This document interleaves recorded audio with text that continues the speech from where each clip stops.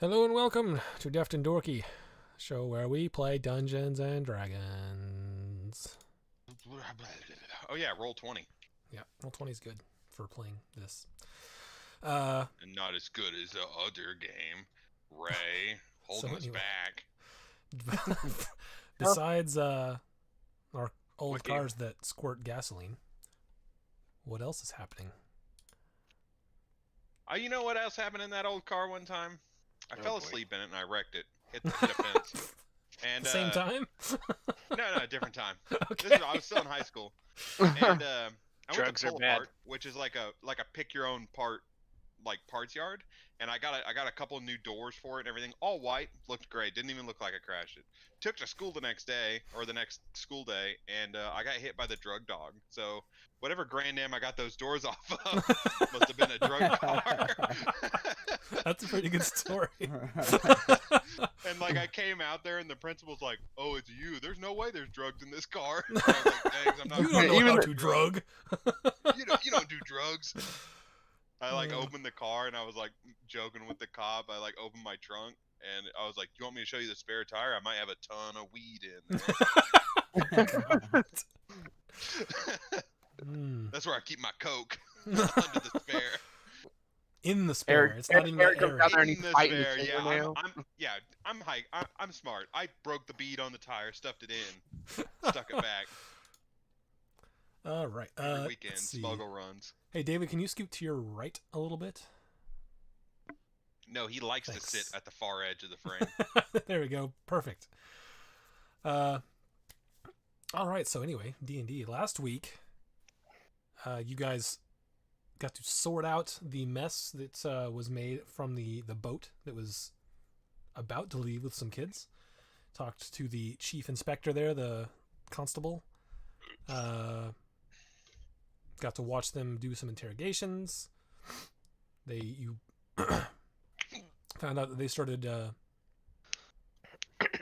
restricting access to their boats. They aren't going to let any ships from the Empire in there anymore. And because of that, all the boats that are going from there are no longer going to the Empire. The closest they will get is Katoon. Galahad had a meeting with a person that was calling himself Adrian.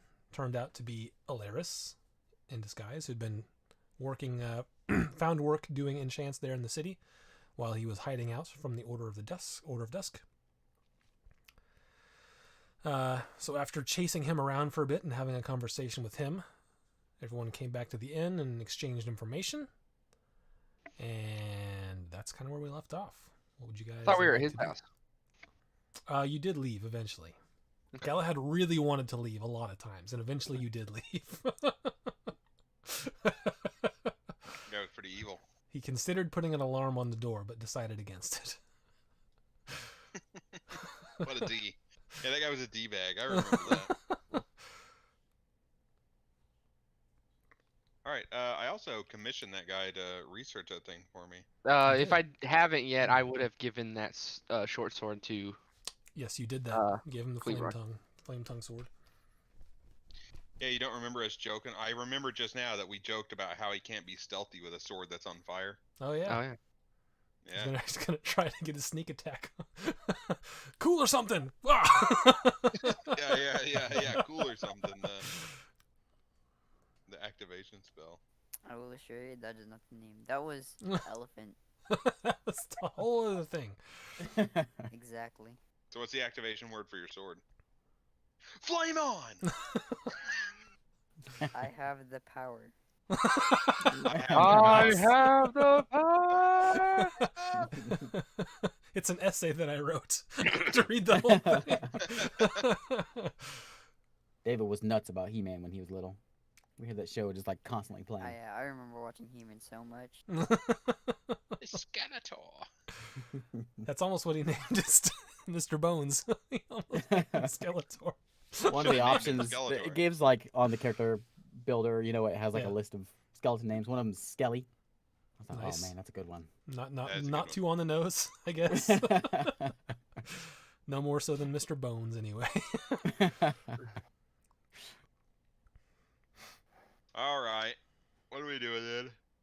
I thought we had planned to go up to where the dusk people are. Order the dusk. Oh yeah, we're stopping yeah. by. We're stopping by the master on our way to Dafford, right? Yeah. You had talked about either going to the rumors that Melmore had heard about the dwarfs and possibly running into some drow, helping out Trin in DeFord, and dropping You off called it spiders for the Dafford master. last week, so I need to Yeah, set in let's get stone this how you straight. pronounce this thing. You used to call it DeFord, and then it changed over to Dafford, and now I'm confused. Well, that's a shame. My vote is to pick. go to help Trin. Who's Trin? The person in DeFord, Dafford. Oh, Dafford, DeFord. I'm about to get I'm gonna have to figure out a third way to say it now. Dafford. Dafford. There you go.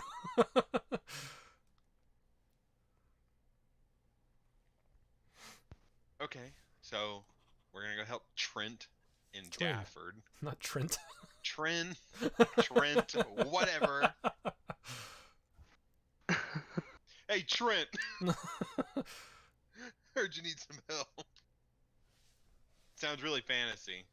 That's what I think of when I think of fantasy people. Trent. Trent Ickathon. Yeah, if he has that last name, yeah, sure.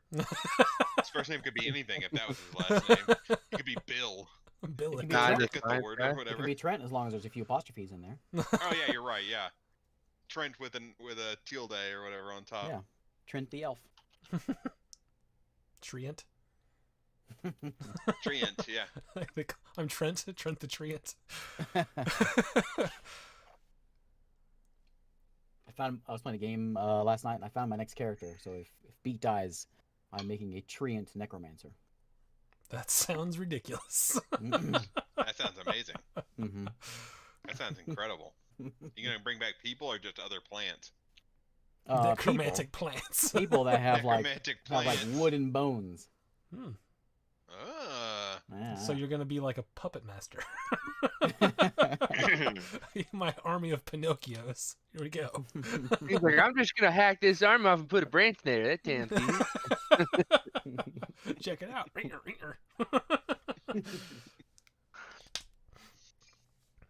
All right. You guys make a decision. You still talking it out? My vote's for We're just gonna DeFord. talk it out all night. Cool. You know, let's fast forward to 10 o'clock and go to bed. I guess we're going to go see. We're going to see Trent Trin. Trent. Dayford. He's- in Dayford. Dayford. Dayford Where? sounds a lot like my own name. If that's what you're doing, then how are you getting there? The whichever way takes us past Beak's master. So you're walking the whole way? Yep. All right. Looking for spiders. Now I'm gonna ride my scooter. I went Razor to scooter. spending the weeks persuading the party to get spiders. I will help get spiders. I'll get spiders. I'm just gonna do No sick more runs not on my touching scooter. spiders. Ooh, that was loud.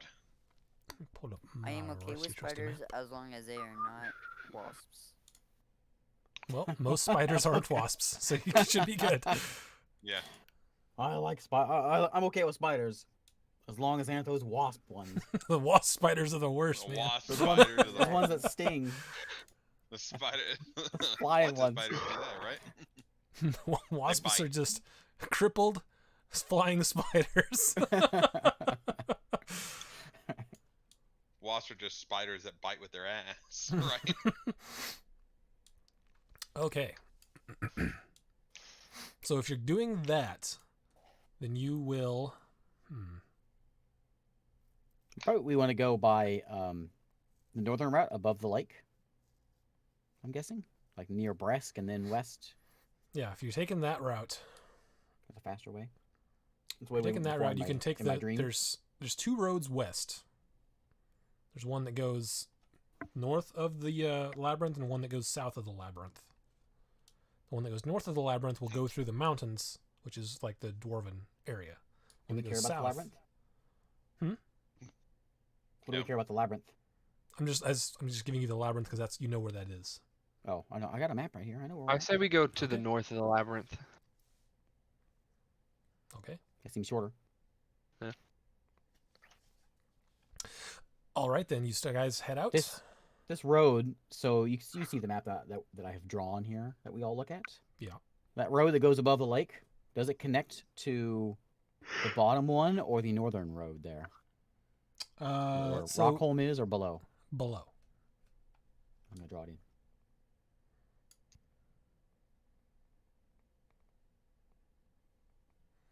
And Middlefield is on that, which you guys have been to. And there's one other town that I think Beak has been to, but was scared of it, basically.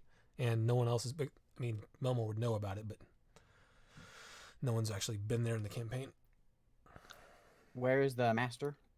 Like The peak master of, would be like the right peak of by this lake. Middlefield. So, I don't know where Middlefield is. well, this lake here is really much larger than it is in reality. So, Middlefield is like, because the labyrinth. Where do you have the labyrinth in here? To the It's west. right in the middle. Yeah, so the labyrinth, this lake would actually end like a lot of it's like this western side is way bigger than it needs to be. But Middlefield would be Oh, it's a little lake. Hmm? It's a smaller More like lake a than what I have pond. drawn. yeah. Okay. But Middlefield would be like in here-ish, and then the labyrinth would be like here. I mean, they're close. I want to know where my master is. So if Middlefield is here, then your master's like there. It's pretty close to Middlefield. It's like under a day's travel. I just heard a sparkly text. It's me. Golly. I'll let All right, you so go let's see. first. That would take you guys about. Let me do some math. Whereabouts would it take you?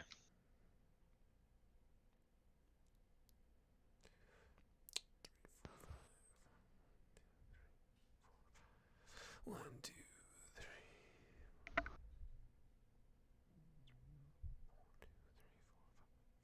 5, 2, 3, 4, 5, 6, 2, 3, 4, 5, 7, 8. About 9 days of walking to get to Teona. Sounds like a lot of spiders. It's a lot. If you're You're gonna have looking to for have a 'em. spider gauge. Yep, I'll be looking for him. I'm keeping Alright. an eye out. I think we should just buy 5 horses and go. Let's get some horses. I don't think horses necessarily make your travel any faster. Don't they Yeah, travel more in a day? They do in D&D land, I think. You Oh. can get it would take like 1 hex off per day. So instead of 25 miles, you go about 30 per day. Because you can't Not like worth gallop buying the a whole horse. way.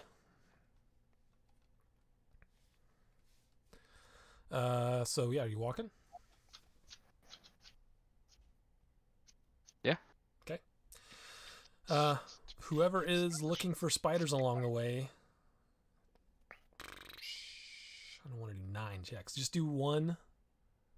Do 2 perception checks at advantage each, and then we'll see how many spiders you end up finding. Perception, baby. 22 on the first one.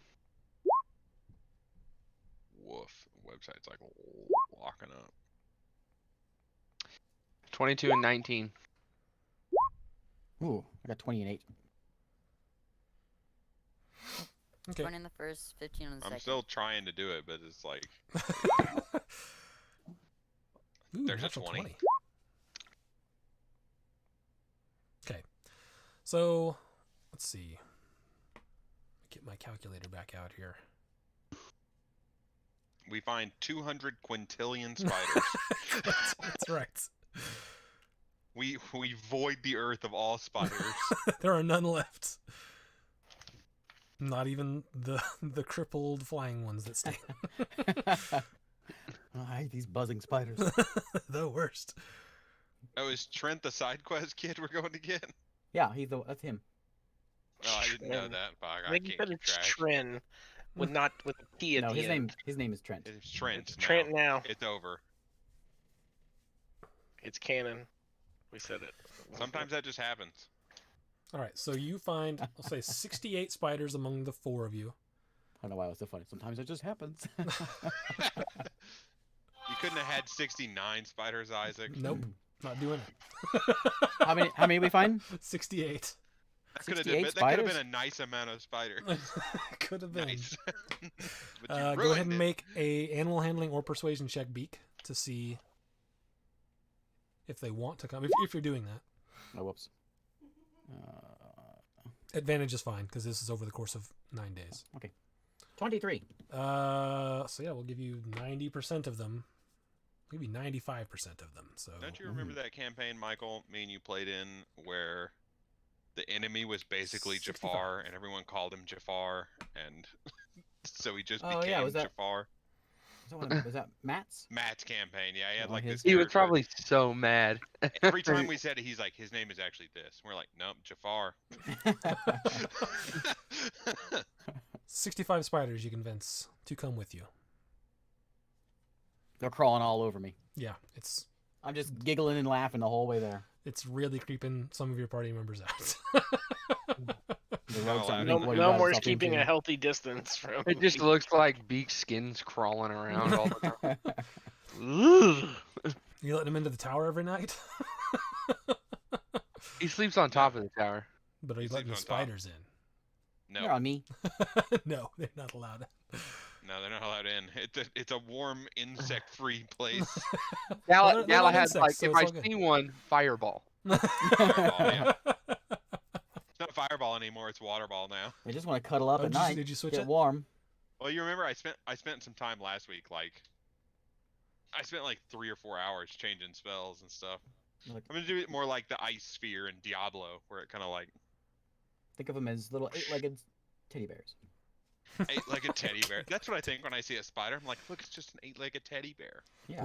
What kind of damage did you change it to frost or did you change it to like bludgeoning? Frost is probably what it would be. Yeah. Okay. Cold is what it would be Okay. in D&D terms, I think. All Never right. had a cold damage character. Because they don't have water damage. That would just be drowning. Why don't you make it like lightning? You put them in a ball of water and then you Shoot electrify him it, with lightning. and that's what does the damage. It shocks them. That seems like a lot of processes. So it's like Welcome to my 5-step program so of killing fireball you. is now like frozen orb type thing. Yeah, like frozen orb, yeah. All right, so yeah, 9 days pass without much issue. You guys just walking along the plains there, looking under every rock. How many of You these guys- spiders are big? What's the percentage? 2. Are they all like little like this? Or are they like all like chonkster spiders? There's one huge one, and the rest are like pretty small. Some of them are teeny, like they're babies riding on the mom. Oh, okay, yeah, that's how we got. And somehow we ended up So with we found one spider. yeah, just a bunch of babies on the back of it.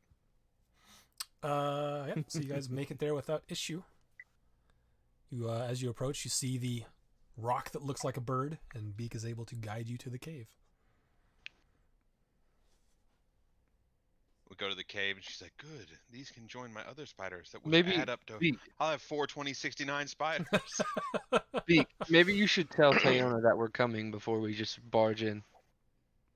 Oh, she knows. She said we need to go. We talked right. We talked before. She Yeah. didn't say she needed my help, but I Yeah. inferred. She's like, that's what anytime she- you want to bring spiders, feel free. And you're like, I will bring spiders. Yep, and I told the Is party she a that. spider wizard? I wasn't here for when we brought her back. Like, what's the deal with the spiders? She's a druid. Spider druid. She's a Mhm. drow. That's And a that's druid.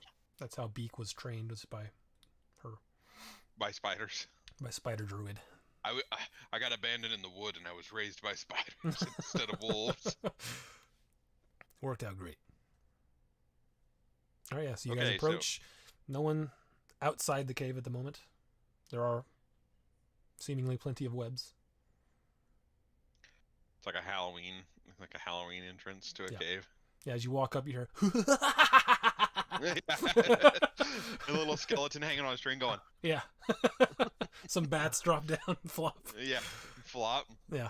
Yeah. Fantastic. We go in, you're like, stick your hand in this bowl. It's the You hear a eyeballs. chainsaw It's revving up. Yeah, eyeballs. yeah.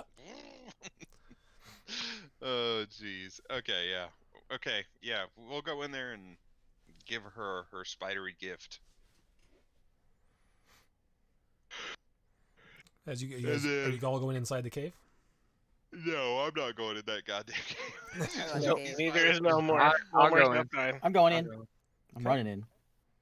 All right. As you enter, you see your old master just sort of chilling out, working with some spiders. She turns around and says, "Oh, hello, Beak." Master, I brought spiders like you needed. And Oh, okay.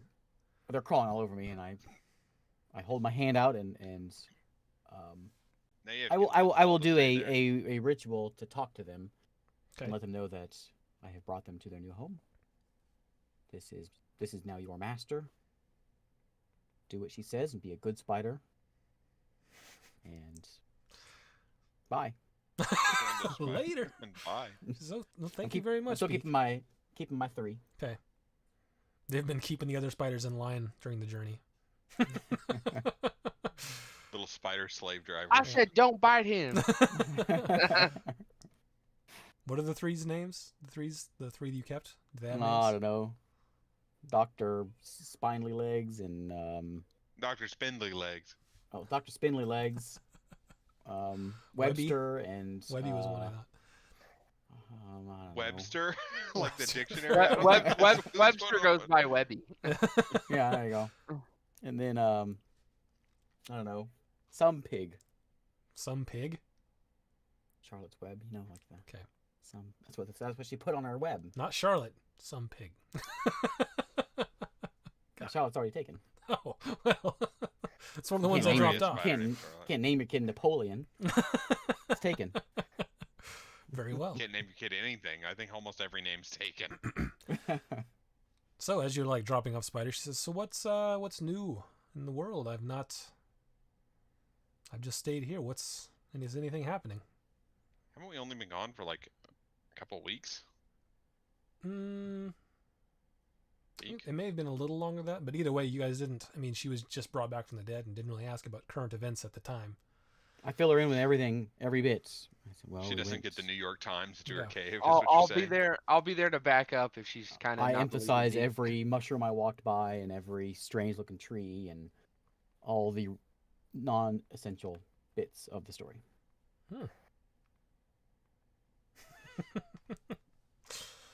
All right. So she's like, "Oh, okay. Did you tell her everything?" I say, yeah, I saved some little Galahads from a boat, humans, and I didn't kill any. Seraph didn't want me to, but we got a new person. He likes glowing swords. He's okay. Now we're gonna go save Trent. Well, I'm glad you found Alaris. He's- Oh yeah, He's been messaging me, so seems like, yeah, those humans. humans. What are you gonna do?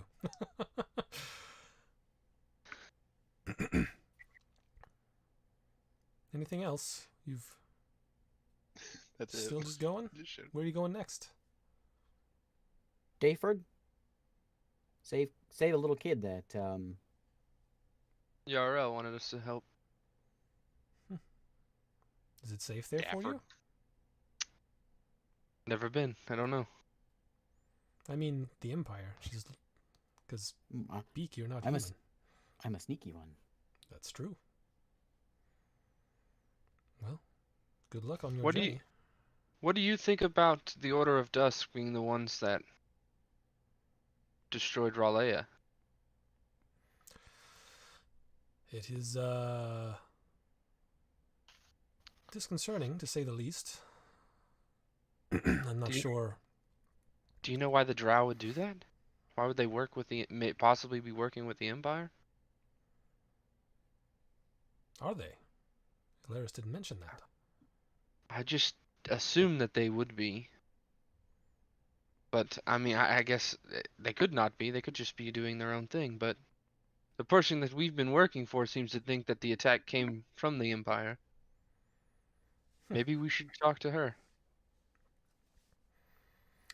It's all a bit much. Alaris told me they were, before he left, were working on destroying Ralia, and something else about putting a barrier between the material plane and some of the divine planes, but he didn't know if they'd fixed that either.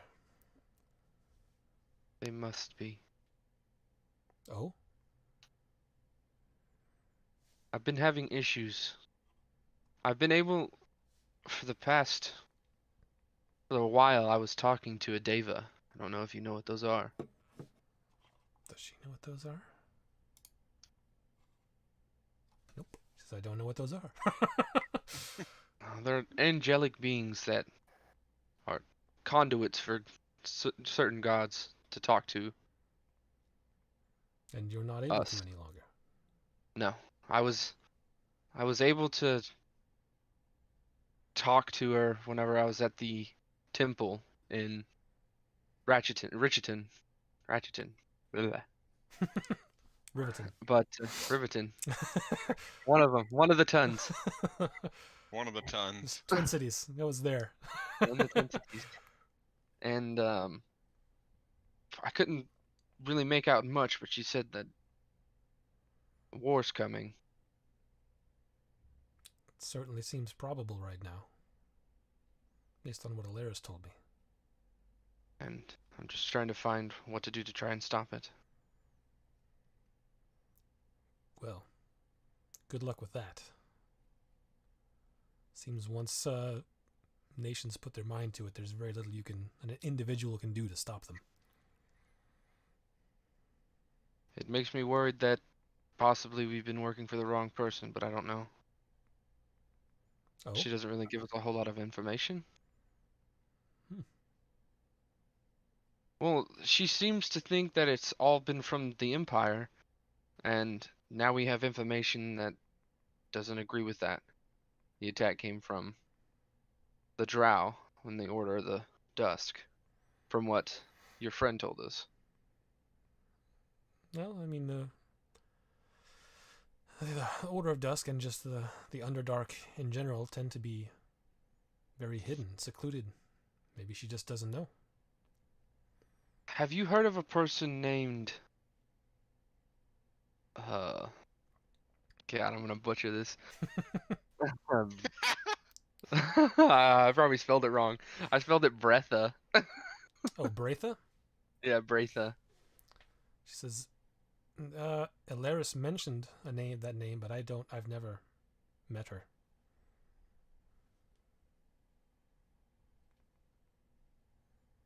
We'll find out eventually, I'm sure. Seems that is the path you have chosen. I need to speak with Yarel. Hey, Beat, can I borrow a sending stone? Okay. I'll take it and I'll start. I'll go outside the cave. even though Teona has one of them. She has the separate one that only connects to Beat. That's right. Okay. Oh. Who has the other one? Oh, Uriel does. Okay. Yeah. All right. Yarel, are you there? Takes like a moment. She says, "Yes, I'm here." We've got some new information that you might want to hear. We figured out that the attack on Ralea didn't come from the Empire. It came from a group of drow known as the Order of the Dusk. I think. And they might be led by somebody from the Empire named God, What's Braitha? her name? Bretha. Braitha? You guys had already talked to her about the Order of the Dusk, and she she didn't know who they were. So you're telling her that this thing that you had asked her about earlier is who was responsible for Ralia. How do you know this? We got connections. We met with somebody who used to be a part of the organization. Oh, this And said that- Alaris fellow you were looking for. You found him. Yes.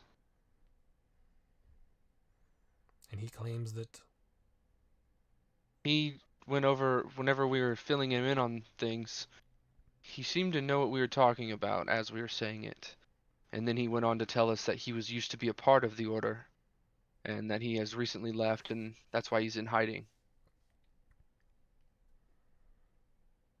Why would they destroy Ralia? He said that a woman that seemed to be from the Empire named Braithia.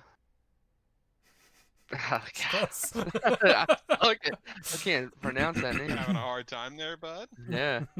She was able to infiltrate the organization, become a leader for them, I guess, and convince the higher ups to attack Raleigh. He said that they didn't need much convincing, that they were close to it anyway, but she was the final straw, I guess. How were they able to accomplish this?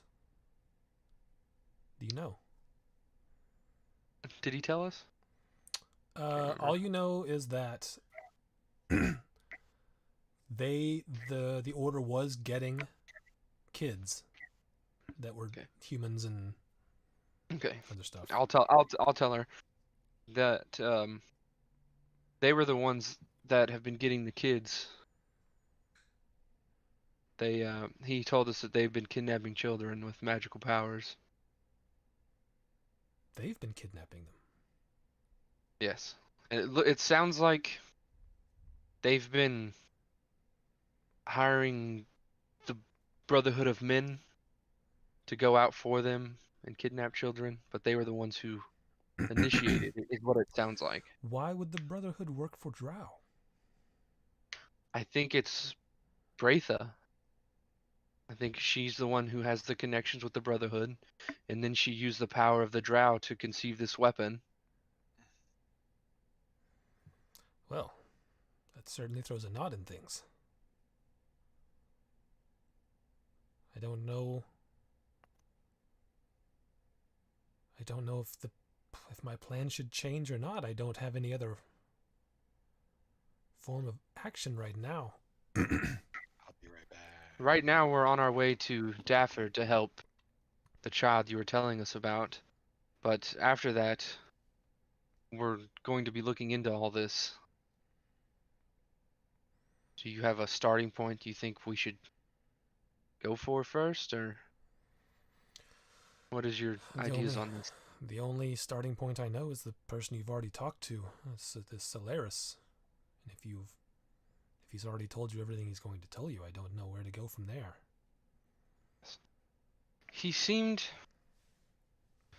I didn't want to go into detail with him, but I mentioned the artifact. I didn't mention you or the labyrinth or anything like that. But when I kind of mentioned it, he seemed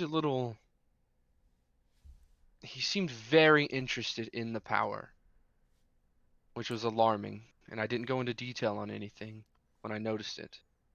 I would imagine someone who was once a order of powerful wizards would be interested in something that powerful.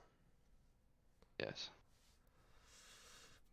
Did he seem to recognize it, or was just interested in what you were telling him? He didn't seem to recognize it. He just seemed very interested. Well, I think that's a win.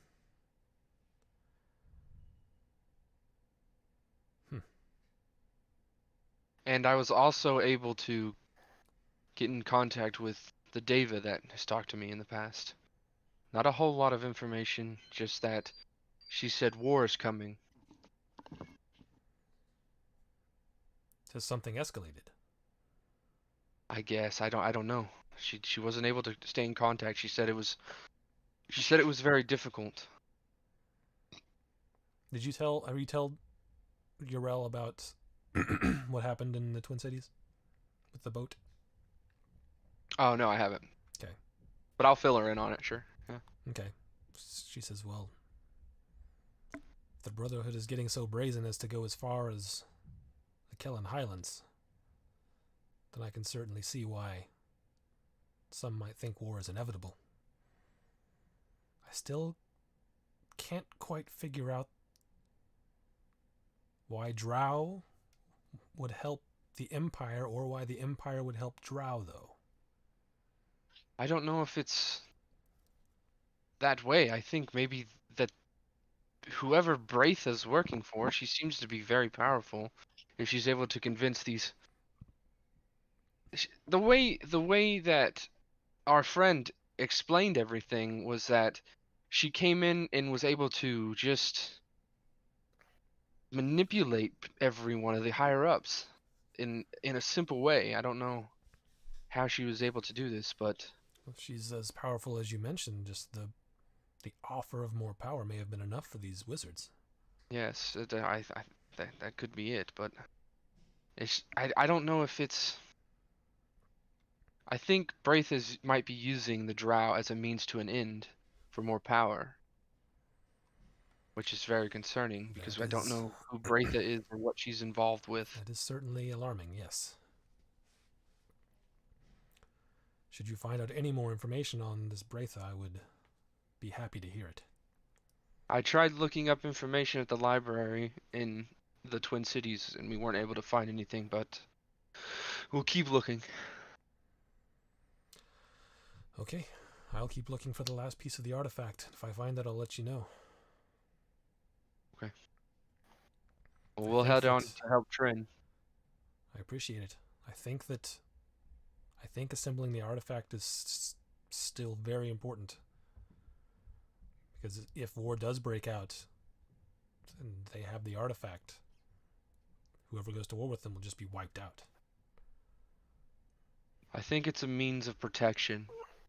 I don't think if we finish this artifact, I don't think using it as a weapon is the right thing to do. I think from what I've heard, they've been able to use it for protection. And Yes, I that think is what that's I the thought. only- That's what I theorized it did, and then you told me about the ship. But if they have the artifact and they just take it out to the battlefield, their soldiers can't be injured. That's not We have to fight find that's a going way. to last long. We have to find a way to get the artifact from them, at least a piece, so it's not complete. It's going to be difficult, which is why I'm trying to assemble this one. If they're near each other and used in the right way, they should cancel each other out. Just can't stoop to their level. Can't use it to annihilate like they have. I'm not sure they're using it now at all to annihilate. Now that you say that the Order is responsible for Aaliyah, maybe this only has a protective function. I hope so. But anyways, we'll head out and we'll look for more information. Keep me informed. Good luck. Thank you. You as well. All right. So you're just All right, I'll outside the go cave back. having this conversation? Yeah. Okay. ask Meanwhile, are you Master doing if- anything on if- the inside? If she needs any help, I will assist her. I'll tell her that we're getting ready to go to David, like I said before. But if she wants, I'll stay.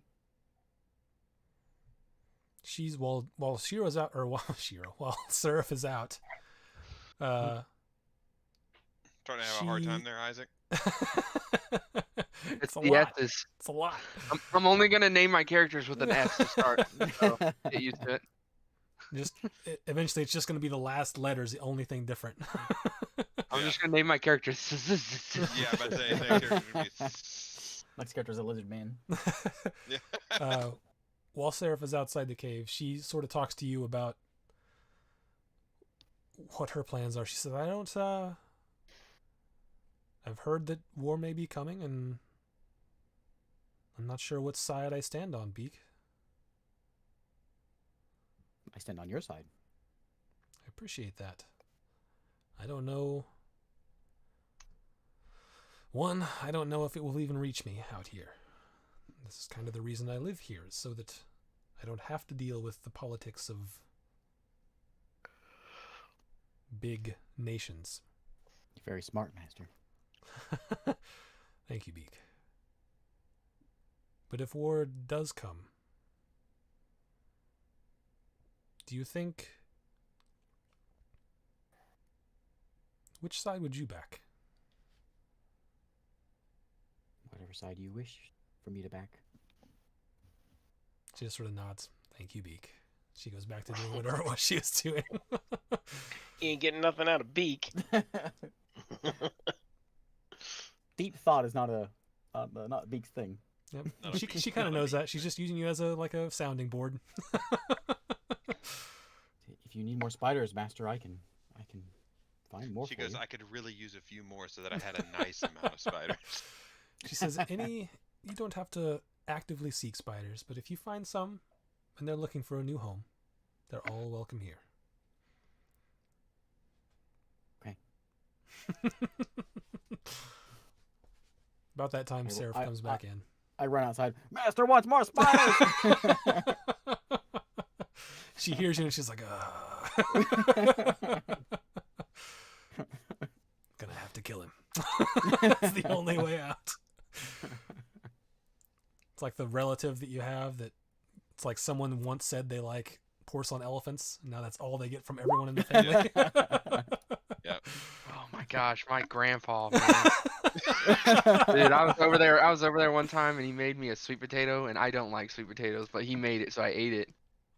And I get finished with it and he goes, I made 2 more, eat up. I was like, oh, I'm done, I'm full from the first Oh, one." so full. There's some sweet potatoes. They really swell in the stomach.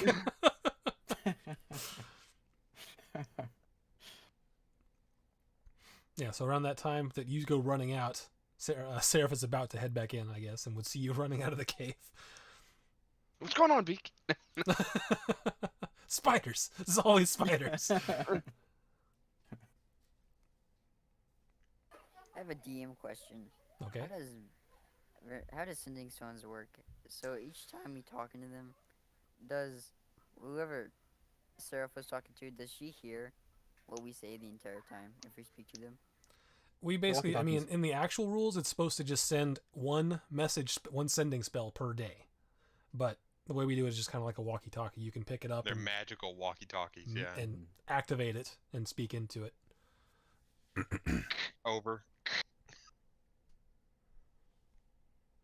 So if, I mean, Over's the command word. over now. But yeah, the way we do it is like you activate it and then you can speak into it, and the other one turns on and makes a little, either some sort of notification that you're being talked to. Like a ringtone, almost like a magical device that sends sound over the air via waves. Like an Alexa. Like Yeah. I have Alright, a so message you've- on my sending stone. I'll have to check that later. It's glowing yellow. And if no one answers, it goes, there's no one here to pick up. Would you like to leave a message? Voice mailbox is full. Yeah. All right, so you dropped off your spiders. I'll after I rummage up maybe a few more, I go back and I will I'll tell her I have some money if you need some money, Master. She looks around. Says, Probably does. what would I spend money on, Beak? Spider food. He Good to offered have her him. this last time we were here. It's good to have money. I'm glad it's helped you, but I don't have any use for money here. Okay. Can I go with my friends? Please do.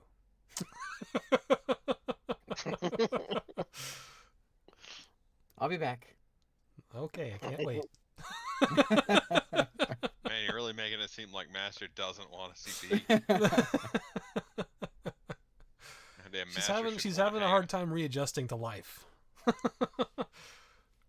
She didn't have to come back to life. It's a willing creature. It's You true. have to be willing. She could have been like, I've You had know enough what? of Beak. Nah.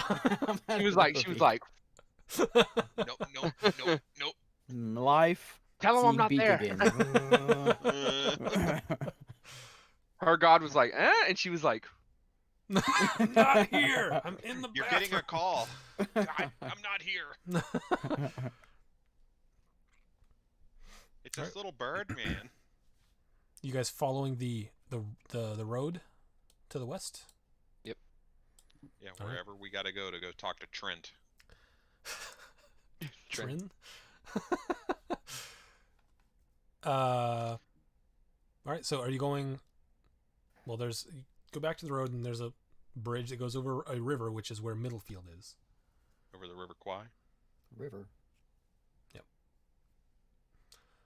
Which you've been to. You know about it, Beak. You have traversed it many times.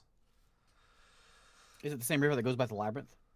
Yes. It is just further up the stream. Quite a bit further up the stream. It goes through Middlefield?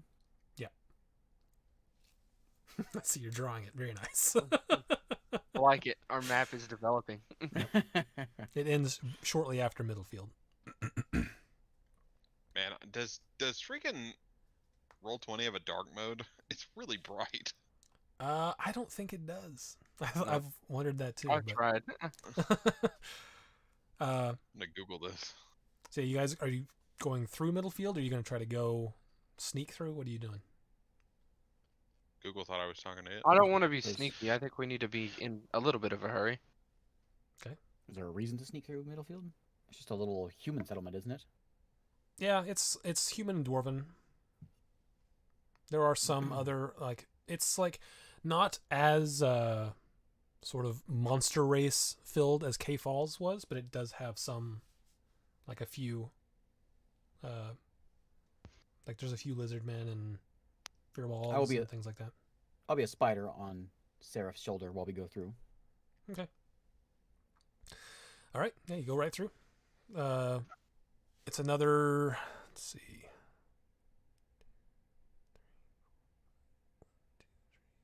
2 days. Oh man. To the next town of Kibarum, which is a dwarven city. There's not really much in between. There's mostly plains, and you're heading up into the mountain range, so it's pretty open. There's not much in the way of trees. There's like a few trees and some bushes, but mostly plains, similar to how the walk to here from the Twin Cities is. Sort of rolling hills, and then as you keep going, you come up to the base of the mountain range, which is where Kibarum is. As you guys get closer, Beak, you recognize this town? Because this is one of the towns that you ran past. Kibarum? It would be... Just at the base of the mountains? Yeah, it would be like around there-ish. You recognize the doors to this town. You didn't go in. But they're big doors on the front of a mountain. And as you approach, today they have there's a bunch of sort of tents and stands setting up outside.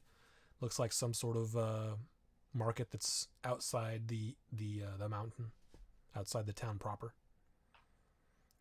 A market? What, Yeah. a festival day? It appears more. It doesn't seem like a festival so much as just more of a farmer's market type thing, just a trading thing. This is And like a dwarven, actually, a dwarven settlement at the base of the mountains, right? That's what you Yeah. said? Melmore would actually know because they do this in Rockholm as well. They historically have had markets daily outside the gates for people outside of the dwarven territory to trade, so they don't actually have to go into the mountain. So they do that at both Kibarum and Rockholm. They used to do it they did it a lot less at Rockholm because they've stopped trading so much with the Empire, and that's where that border is. But they still do it here quite a bit because there's still other stuff to trade with. Although it's a lot smaller than Rockholm. You guys just moving through? Yeah. All right. So that's another. So are we getting closer to the Brecken Empire? Yep. So 5 days gets you to the fork in the road that goes to either Wayfield or Rockholm. So 5 more days gets you there. Are we going? Alright. Are we going? I thought we were headed to Dafford to find Trin or whatever. Come on, Ray. You're Get the basically name on right. you're on the border between the Thondrian Kingdom, which is the Dwarven area, and the Brecken Empire. So you can go Thondrian either way. Kingdom? Yep. We call these guys? Yep.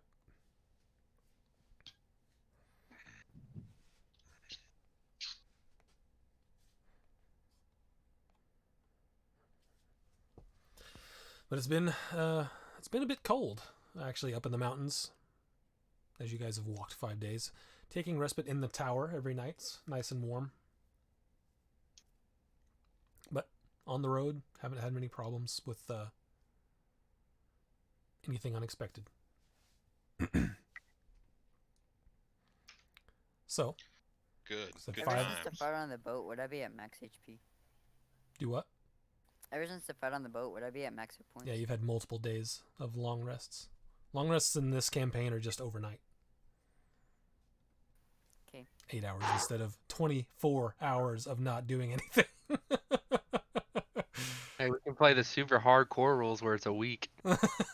Yeah. So it's in the tired. that's in the DM's guide. That sounds terrible. So yeah, you guys get to the crossroads at the end of the 5th day. Are you guys still going to the Empire, or are you going to turn around and go to the Thondrian Kingdom? I thought we were going to Trent. Sorry, I was laughing about something else. I think I we just just found keep out. heading. Okay. I'll tell you later. Incredible. All right. Now, So- now I want to know, Eric. That your name in Michael's campaign in Japanese is very close to the word whitey. Rockholm's where Shiro. Milmore's from, right? Is that we decided? What's up, whitey? Yeah. Sorry, what was that? Rockholm is where Melmore is from, right? Is that the town we decided his Yes. hometown was? Yep. Okay. Well, I'm familiar with these roads. Yeah, you are. I would say you probably haven't. You have walked the West Way a few times, but you're far more familiar with the ones going east, further into the kingdom. But yeah, you've been here before for sure. Let's see. 1, 2, 3, 4, 5. So, about midday, the 2nd day. Actually, at the end of probably towards the end of the 1st day, you come up to what looks to have been an outpost of some kind. It looks very similar to the one that you guys used to walk through going from R'lyeh to Wayfield. The sort of border outpost where they like check your stuff. You come up to that, there's like the little wooden structures that house whatever soldiers are working it.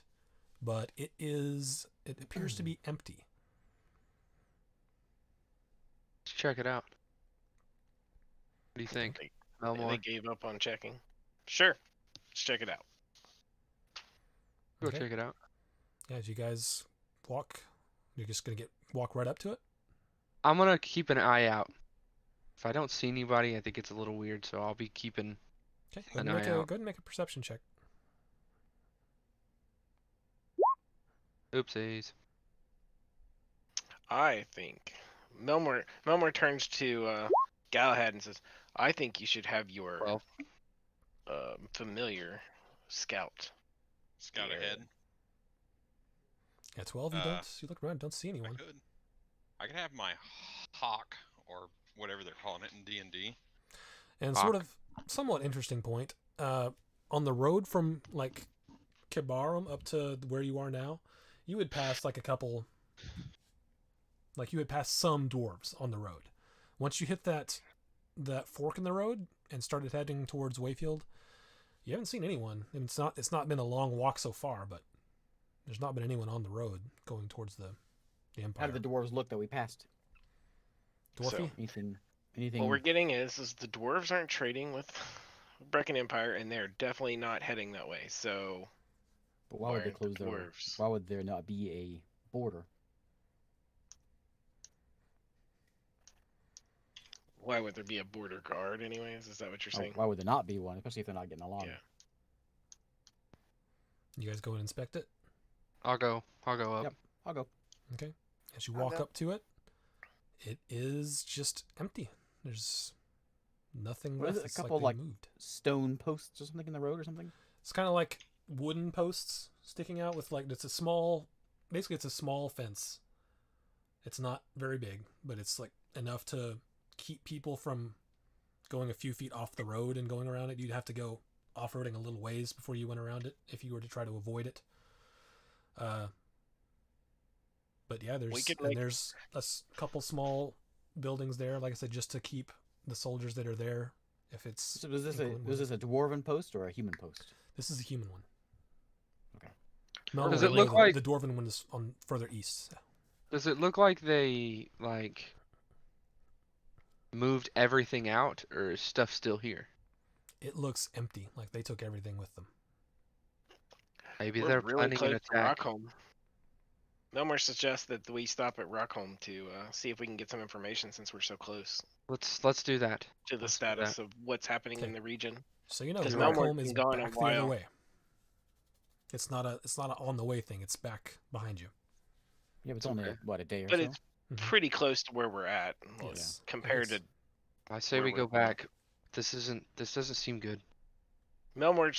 He suggests he's been out of the region for a while, so he's not up to date with what's going on currently. So we All's- can. All that is running through my head is they're pulling their troops back, preparing for a massive 'Cause attack. So Melmore's was a captain in the guard there, so he should pull some weight and get some information. There you go. All right, so you guys double back. It would be another. Are we getting sidetracked? We kind of look Alright. around and this doesn't feel right, guys. Maybe we should head back the other way and get some information. Side quest and side quest. So you guys double back. It takes about 2 days of travel to get back to Rockholm, and it's back up into the mountains, so it's colder. How again. much road traffic have we see during this time that we double back? After you cross that fork, like right in there, after you pass that fork, you start to see some more, like a few more dwarves. So we see some dwarven travel would be like between Rockholm and Cabram or whatever. Yeah. But we don't see anything headed toward Wayfield. Right. Okay. Ask one of these dwarves here. Yeah. If you wanted to stop one of the ones that are passing by, you can. Otherwise, you can just Beak keep walking towards Rockholm. I'd say we just go to Rockholm. They'll recognize me there. Okay. I'll go to Rockholm with Melmore. All right. So a couple more days of being cold, but then sleeping in the tower. You arrive in Rockholm. I curl up with my fuzzy teddy bears. As you approach Rockholm, Melmore recognizes, and you all see, probably for the first time, the like really large sort of iron gates that are just pretty much permanently kept open. And there's a big open spot that's like mostly like there's been grass patches in the mountains as you go. The spot out in front of these big doors is all worn down because, and Melmore would know, that's because they used to have the markets there. But they have not had any markets for quite some time. But as you guys enter, it is very dwarfy. Like starts to get dark once you enter. There's torches every so often to keep everything lit. It's very similar to the dwarven capital in the way it's built. Melmore would know, in that it's sort of circular, and then most of the like dwellings and stuff are on the outside sort of built into the wall. And then in the center, there's a big sort of rock pillar that houses a lot of the official business stuff, like the army stuff stays there, which is almost exactly the same as in the capital, except the capital is on much bigger scale. Well, I think the first thing we should do is head to the, what do I want to say here, the inner part where we have the more official buildings, like where the officials would be. Okay. To Wherever you secure think. our information and. Okay, are you looking for like a army presence or more of a political I- presence? I think Melmore, being had he been in the military there, would be more welcome getting information at first at maybe a military like barracks or something. Okay. All right, yeah, you can head to the barracks. It's still within that middle pillar. Yeah, you can go to the barracks, and I don't know. Did we decide like how long ago you stopped serving in the military? Well, I'm only 40. I would say I just left to when we started this adventure. Like Okay. I stopped to go when I completed my training, and so Okay. I could be part of this because I had to go find Seraph at that point. Okay. To fulfill So- my destiny. Okay, so we'll say that as you walk up to the barracks, you don't recognize. There's 2 guards outside of it. You don't recognize them, but they're lower rank, which is normal. But I would say you would probably know the captain there. Yeah, and I think how does that soldier thing work? Let's see. They're supposed to recognize my rank, right? Yeah. Military rank Mm-hmm. in my hometowns, or at least my. Yeah, anyone that would Military be organization. part of your military, yeah. All right, so I guess I'll walk up to the initially stop at the guard and ask him where the captain is, and I'd like to speak to him Okay. at one of the guards at the entrance, and As I'll you- show as my you- my rank medallion in case they're not familiar with me yet. Okay, so as you walk up, they sort of stand at attention and prepare to block your entry. You explain to them what's going on, show and like tell them that your rank and everything. Like, oh, okay, and they say stay here, and one of them goes in and gets the captain and brings him in and says, "Oh, Melmore, how you doing?" Good friend, it's been a while. These are my friends. Introductions here soon, and I was wondering if you could tell me kind of the state of what's going on in the region. It looks the roads between here and Wayfield look very barren. He says, "Aye, the market's all been shut down. Of course, you knew that pretty much before you left, but they even pulled back their outpost to Wayfield. They aren't even blocking the border anymore. Just they've consolidated at the town." Has there been any talk as to why they're doing this? Any speculations between the and the military? He sort of looks around and says, "We don't know for sure, but we're fearing the worst, getting ready." Sort of speaks lowly All to right. you as to not spook the privates. I'll whisper. Have you heard about what happened to Raleigh? Aye, of course. So at we this didn't point, know. I'll be like, at this point, I'm going to introduce my friends. I'll introduce. This is the one who just spoke to you is Seraph.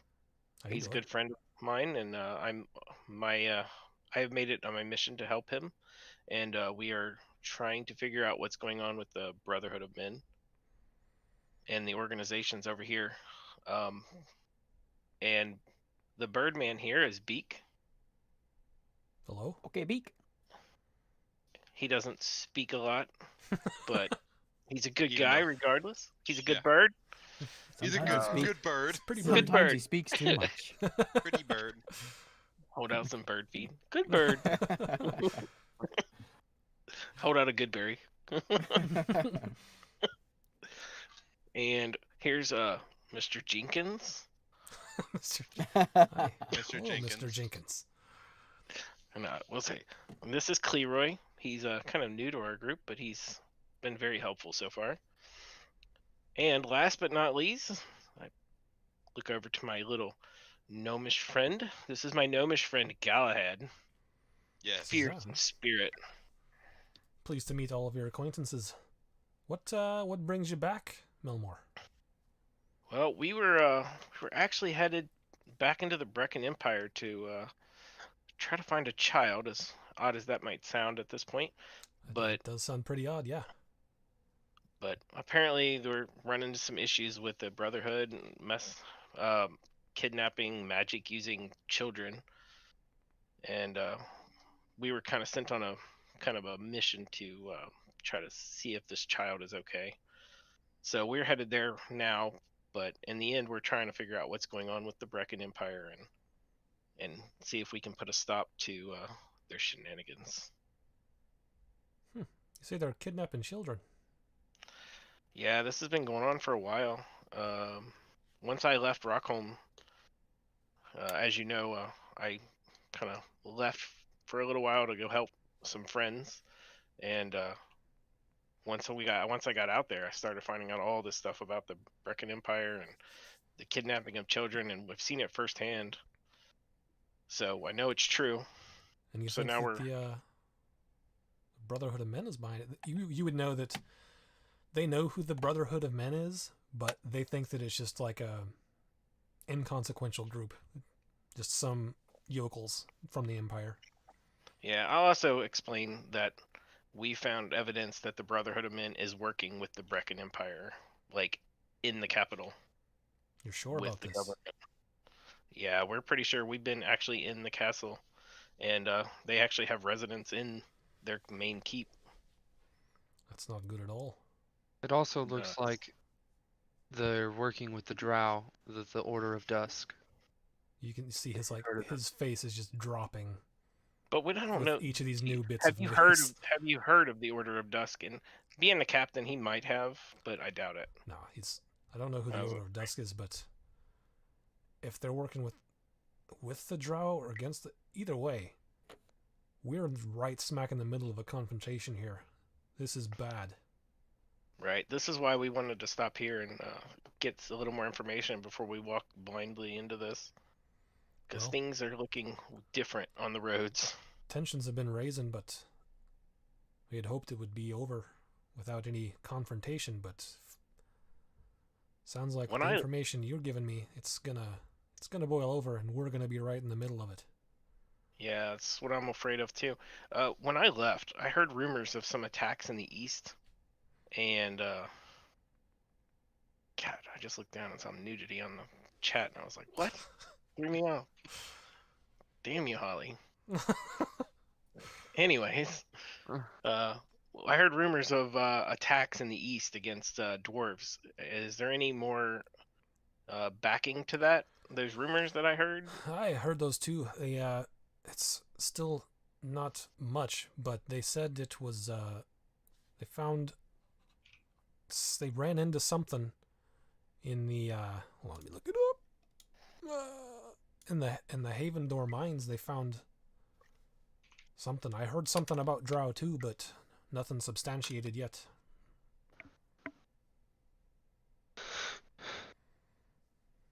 All right. Well, I appreciate your information, and to answer your question, no, I am not coming back just yet.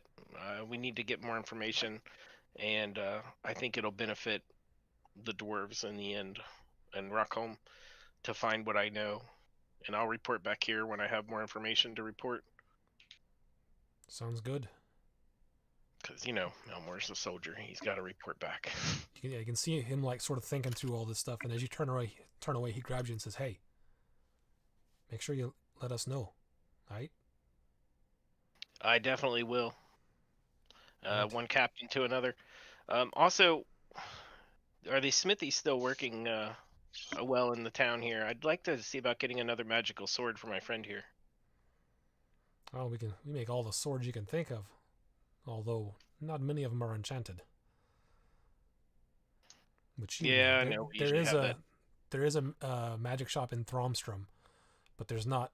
I mean, then Rockholm sometimes imports magic items from Thromstrom, but there's not a proper magic shop there. Although they can make just about any non-magical weapon you can think of. Yeah, I know that sometimes they get magical weapons in. That's why I was asking. Yeah, nothing available for non-military use anyway. All right. Well, I at that I shake the captain's hand and wish him well, and we head back out of the. Before we leave, I doubt you know any information, but have you heard of anything that's been going on, like any news of Gyrenholm? Has anything happened there or anything? Pretty isolated from them. We have to go through Wayfield to get to them, and no one's going that way, so Right. I haven't heard anything. I just figured I'd ask. That's where I'm from, and I'm just, with everything going on, I worry. Yeah, I don't have any news for you, sorry. Thank you for all your help, and we'll be sure to keep you informed and keep Rockholm informed of what's going on, what information we find out. We appreciate it. Melmore's a good one. Thank you for lending him to us. We needed him. Well, truth be told, I'd prefer we didn't, but he's his own man. I'll shake his hand and walk off. All right. Melmore nods and turns around, and I guess we leave the barracks at that point. I guess before we leave, I'll tell him, nice meeting you, and I'll leave. Yeah, and you as well.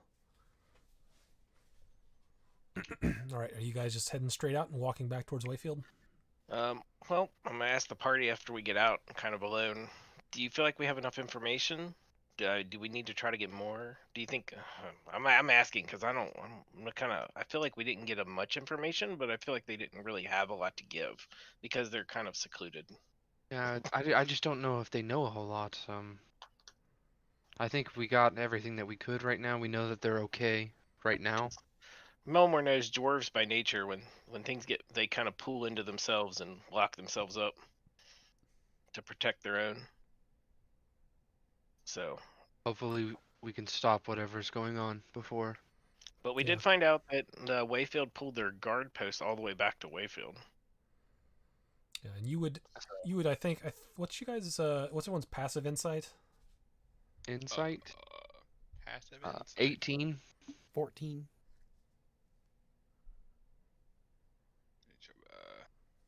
My insight. Passive insight? Yeah. I'm Mine is proficient in just insight. 10. What's passive? I don't What's your even know. score? Like, Just take your score plus 10. Whatever your modifier is, plus 10. 18 So, for me. 14. Oh, 15. Okay, so Melmore, you and Seraph would both have recognized he was far more worried than he wanted to let on about the news you just told him. Yeah, I'm sure Melmore would have realized that too because he was the captain. Yeah, both of you No, guys patrol- realize that. Patrol And captain. you would, I mean, Melmore specifically would know because the Thondrian Kingdom is all that separates the Underdark from the Brecken Empire.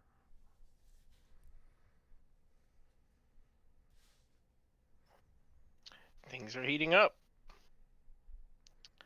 All right. I guess we're gonna head to Wayfield. what city was it? The Child. We're going to Daffer, but we have to go through Wayfield. Yeah, we're gonna head through Wayfield and all through Dafford. Yeah. Maybe there we Sure. can see. Wasn't Wayfield where all the no. jerks were? The Brotherhood of Men jerks? Was that the town I mean, where they were kind of like? Oh, where they were You mean frat the one where bros? That we- was Archdale. Yeah. Oh, okay. The only thing that's really worrisome now is knowing that if there is conflict between them and dwarves, will you have a difficult time getting through? You think? Bring it. Oh. Well, we'll find out, won't we? We will. That's all Melmore can say is we'll find out. All right. We'll Oh, question. let's Could go. cross that bridge when we come to it. Oh, question. Could we just go to Nula and go through Nula and get to Dafford that way? You could cut across. It would take you a little longer. Not going on a. I mean, it would probably take less time overall, but it would be a more difficult journey cutting through the wilderness than going on the road. But you could definitely try. It's okay. So- You got a druid in the party. Melmor's got the idea that maybe tensions are high, but I don't think there's open war yet. So I feel like Melmor's going to be okay getting, or he's, you know, I think we need I to don't think it's open contempt yet. be in a hurry. So let's But stay on the road. Melmor is definitely more interested in getting more information now because he's worried about his hometown being caught in the middle. So this mission's taken on a kind of a new meaning for him. I say we go through Nula and go in the wilderness from Deft. Even if he is What? here on Lathander's bidding. Talking about our trip to Defford. All right, so it's about, what did I say, 3 or 4-ish days from Rockholm to Wayfield. I would imagine you're setting up the tower every night. So I think As before you- we enter, I suggest before we enter Wayfield, we set up camp outside the town a bit ways and do a little reconnaissance before we just walk right in. I think that'd be good. It's the soldier in Melmor coming out like, let's do some reconnaissance. Ignore that. polymorph. Take that. All right, so if that's what you want to do, you can get to out a ways enough from Wayfield to where the tower would not be noticeable. You can gauge where that is easily enough. You know, instead of putting up a tower, we could use a tiny hut. You could. You could get closer doing that. Yeah, a little less. It's up to you guys. I like my luxury. I have tiny hut. I think now. Let me check. I have Mordenkainen's private sanctum now. What does that do? It's a 5 foot or as large as 100 feet on each side cube. Oh, You decide what sort of security the spell provides. Oh, it's It's just a like It's just a warding. warding. Yeah, barrier of warded area. I don't have tiny Dark hut. and I foggy. didn't take it. Preventing vision. Oh, it was actually in my spell book. It was That's why I it thought was you. in his Yeah, I spell know. book. If you ever copied I it. could still get it, but I didn't take it because So I have a tower. Anti-magic zone. Yeah, well, we'll just be further away. It's just gonna be a little harder to get information. We could just Okay. not sleep Yeah. in the tower. No, we could set up camp. that's fine with me. It'll be good for us. We're roughing it. It'd be good for you, not for me. Roughing I want my tower. Here, Galahad, I'll help you out. I'll punch him in the gut and stunning strike. I gotta. Melmor suggests that Galahad uses his hawk to scout out what he sees around the gates and stuff, guards I can wise. do that. I send yonder hawk, and I make a perception. Yeah, go ahead and roll perception for the hawk and tell me what it is you're looking for, if anything specific. What specifically do you want me to look for, Melmor? How many guards are at the gate? I think your hawk. You can maybe see through your hawk's eye. No, we're probably too far for that. Yeah. I mean, the way we've always done it is, if you go into the hawk vision, then you can watch it as far as it goes. But if you come out, you can't go back in until it's within 100 yards or 100 feet of you. Then I'll go into Hawko vision. And then what are you And, telling the hawk? Like, how does the hawk know when to come back? Because you won't be able to telepathically talk to it, even though you can see through it. Welcome, Just M reps.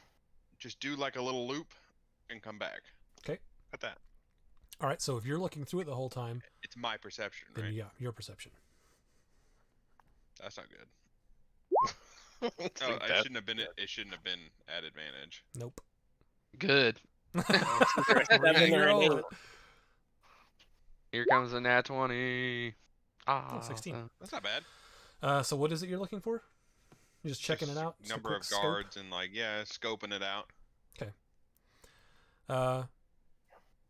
So if you're doing an entire loop around the town, which is what you told your bird to do, you would see there's around, looks like 4 to 5 guards at the entrance of the road that you're on, and then there's lots of guards throughout the town, presumably, although you don't necessarily see them all That you do Yeah. know that there's like a barracks there and stuff.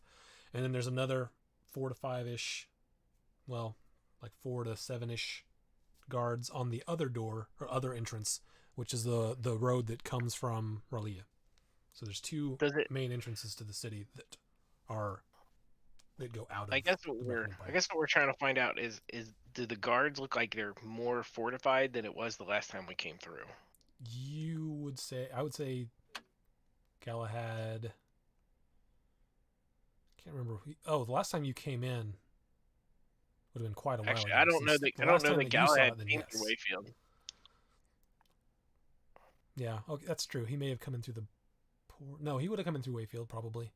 You would say it looks more fortified than it ought to. Okay. All right. Well, Well, I that's good relay information. that information to our nosy dwarf. Looks good information. It looks like they might be preparing for some sort of war coming, or tensions between. We The gonna do dwarves, I large guess. scale combat? You looked up the large scale combat rules? Nope. Maybe you should. All right. So with that information, how do you guys feel about just entering Wayfield and see what happens? I'm up for it. I say we just see what happens. Yeah. All right. I guess Worst we're gonna case go I'll scenario, sit I on set a up. think big we shoulder could- and I'll put on a robe and we'll look like one normal sized person. Do you have an illusion yet, like a spell that can turn like somebody look like different race or whatever? Do you have? I Like, mean, an illusion? I have illusion spells, yes. Silent image, minor illusion. So, I'm already asking because Melmore's gonna go in, as a dwarf. But if things get crazy before we go to the next throughout the Empire, we might illusion me up. I don't have anything to do that. I'm gonna I be a don't think I have spider anything. on Shiro's. I can maybe change shoulder. the look of your face, but you wouldn't be able to talk or anything. You just have to. I can polymorph Might you be. for an hour, but I don't have that spell. Well, we'll just Get rid of let's it. just walk in and see what happens. All right, we go ahead and head on in. We're not gonna set up camp for the night. Okay, yeah, we're Well, we scouted it out with the hawk, so we know what we're looking at walking in. okay. Okay, so all you guys just walking up to the gate. I'm a spider. Okay. All right. So Beak turns into a spider. You guys walk up to the gate. Say, "What's your business?" We're adventurers from Gyronholm, coming to spread the word of Lathander. We're adventurers and spreading religion. We're really just passing through. Where have you been? If you're from Gyronholm, that's the other way. Well, we went down to what's it called? Cabarham. We've been in Cabarham for a little while, and We've been in Capybara for a little while.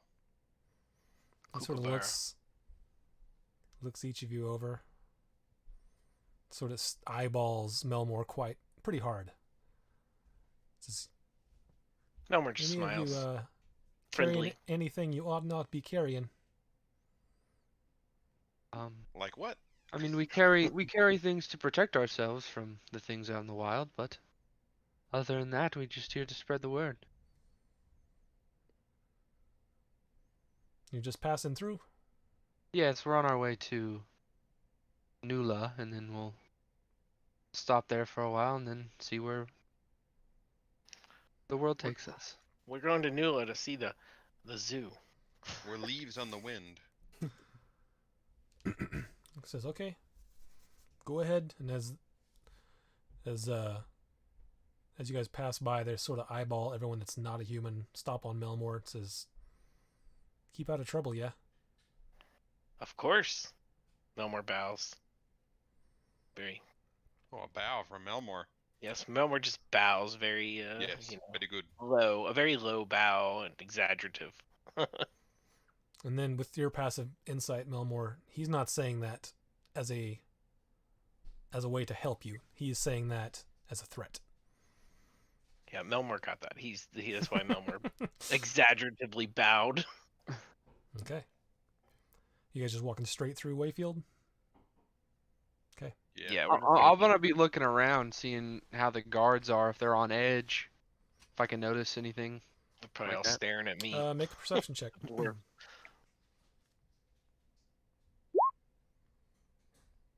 18. 18. You got a lot of guards as you walk through are keeping an eye on you guys. Well, not so much you, Seraph, as everyone else in your party that isn't human, or Everyone. at least human looking. And as you walk away from the gate, you pick up a couple tails. There's a couple guards that are just sort of walking. They're not trying to hide it, really, but they're just walking along with you after you have told them you were going straight through. So they're just sort of making sure that that's what you're doing. What race is David? Half elf, I believe. Half elf. I'll just continue walking through town. All I need to do is hide my ears, and I'm a human. Just like Spock. Just put the headband Exactly. on. It's one of those mechanical picker accidents. What it was? That's right. So yeah, they follow you all the way through town until you leave. And then once you pass the gates on the way towards Nula, they turn around. They breathe a sigh of relief. They didn't do anything. You hear a spider whispering in your ear, Seraph. I say we kill him. What is that? Can spiders talk? I'll just go. Ah! Slap him. Bird. It's a magical spider. Magical spiders can do anything. No, I can't talk. I was tickling his ear. He does a Morse code on Yeah, his that's earlobe. what I was- As we walk away, Melmor's just friendly bunch, eh? It seems like it. Let's get out of here. You look. Who all here looks decently human at least? Just It's just Seraph and Seraph? maybe Cleroy if he's wearing a Cleroy hat. more than Seraph, right? Yeah, I'll No, clear Seraph, it. I Hide mean- his. Seraph looks Keep it- human. He just keep can it use up. he can just My- have my- wings.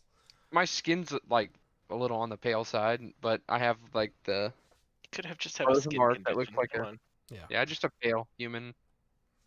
Just like Albino. me. I've always kind of assumed in D&D land that half elves are still distinguishable.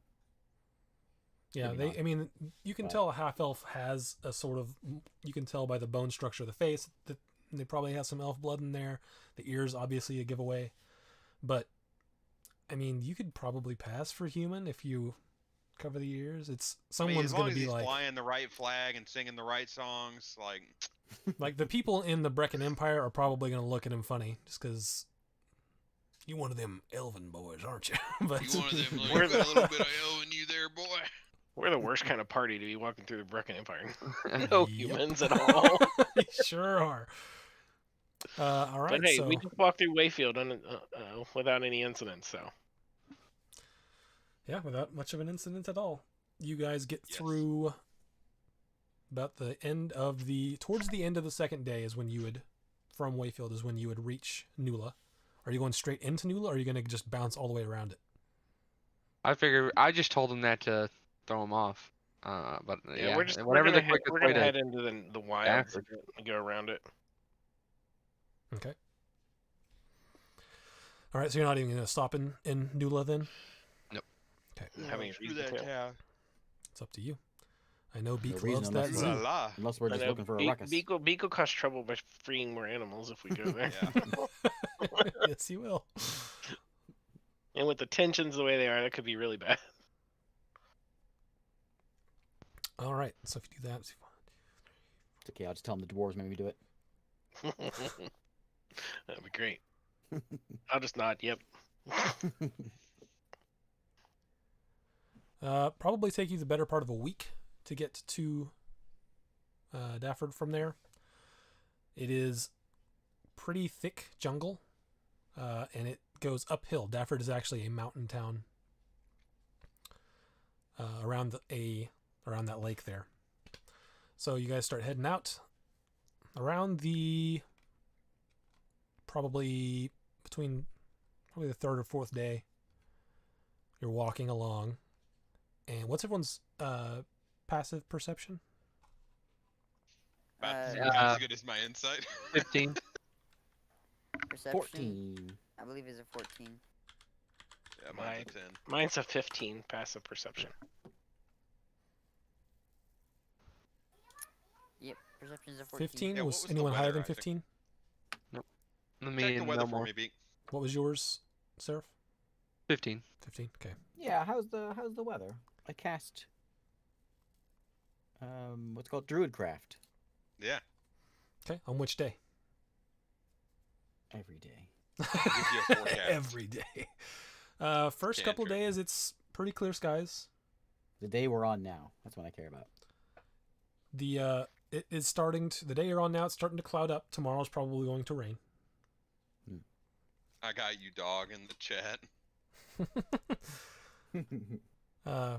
Mostly it's a pretty walk. It's really dense forest, but it's really pretty. There's lots of animals that I'm sure Beak would chat with on the way.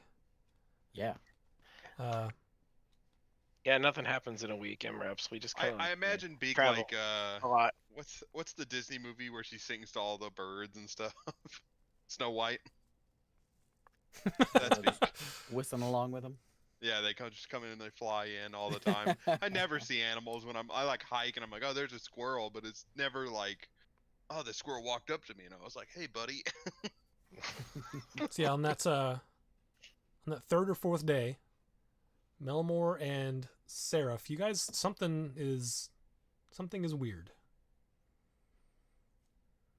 You're keeping an eye out.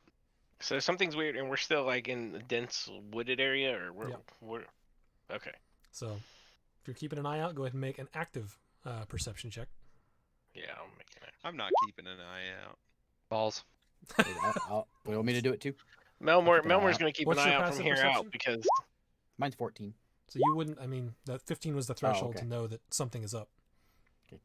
Melmore's I'll keeping an keep eye an out eye because he's after this welcome and he's He's on high edge. alert.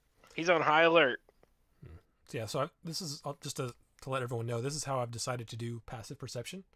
Is that if there's something that can be noticed, if your passive perception is high enough, that alerts you that something can be seen, and then you do an active perception to see if you notice what it is, or if it's just you're feeling something weird. Just life. So you roll perception for. He just hadn't got to roll anything Let me- tonight. He let me wanted to make a see what he roll. got. Oops, wrong Besides, I said I mouse. was keeping an eye out. He joined the party and we literally have done nothing for 3 sessions. Hey, he fought some rock creatures while you were gone. Saw some rock creatures when he first joined. Oh, okay, yeah, when I was gone. All right, makes sense. 13. Okay. Did I leave on his first night? Yes. Yeah. You did. You were sick. You or were something. ill. So you guys are walking around. You guys, something's not right. And Melmore, you notice that you guys are being looked at. You can see. All you can tell is there's something up ahead in some bush that is lying in wait. Melmore, as soon as he sees that, he casts Shield of Faith on himself. And he goes, "There be yonder racists in these woods." And then Melmore's just gonna charge it where he notices there's somebody hiding. Oh, he's just not gonna You're say just gonna anything. charge it. Melmore is. He just sees it and he's gonna go for it. He's Okay. a manly man. You start running, and all of a sudden, you're running towards the thing that you saw, and then from the side, you get a tiger jumps out of the bushes and attacks you. Oh, is that all? Okay. Kitty, kitty, kitty. Tigers, whatever. I want to cast Animal Friendship on that tiger. It's We have a druid. He's scared no animals. It's the tigers from the tent that we let loose. Oh yeah, So right. long ago. Way back, yeah. They'll remember the ones who freed them. so. As soon as see. Melmore sees a tiger jump out, he just kind of like freezes. he's not gonna attack it or anything. He just like freezes. Does a And kinda- 21 Kind hit of you? looks back. Because it jumps out and tries to 21? attack you. 21 hit you? No, because I cast Shield of Faith on myself, so Okay, my so 25. It tries to pounce on you, and you just sort of knock it off with your shield, and it gets down and looks like it's prepared to jump again. And then the thing you were running towards has moved out a little bit, and it is a second tiger. Beak, what are you Join. doing? Animal friendship. What is that? How does that read? Convince a beast that I mean it no harm. So it's going to be hopefully my friend, I guess. Can you Melmor rank it? kind of, Yeah. and Melmor just kind of looks back at Beak because he's not sure. He knows how Beak feels about animals, and he don't want to attack it just yet.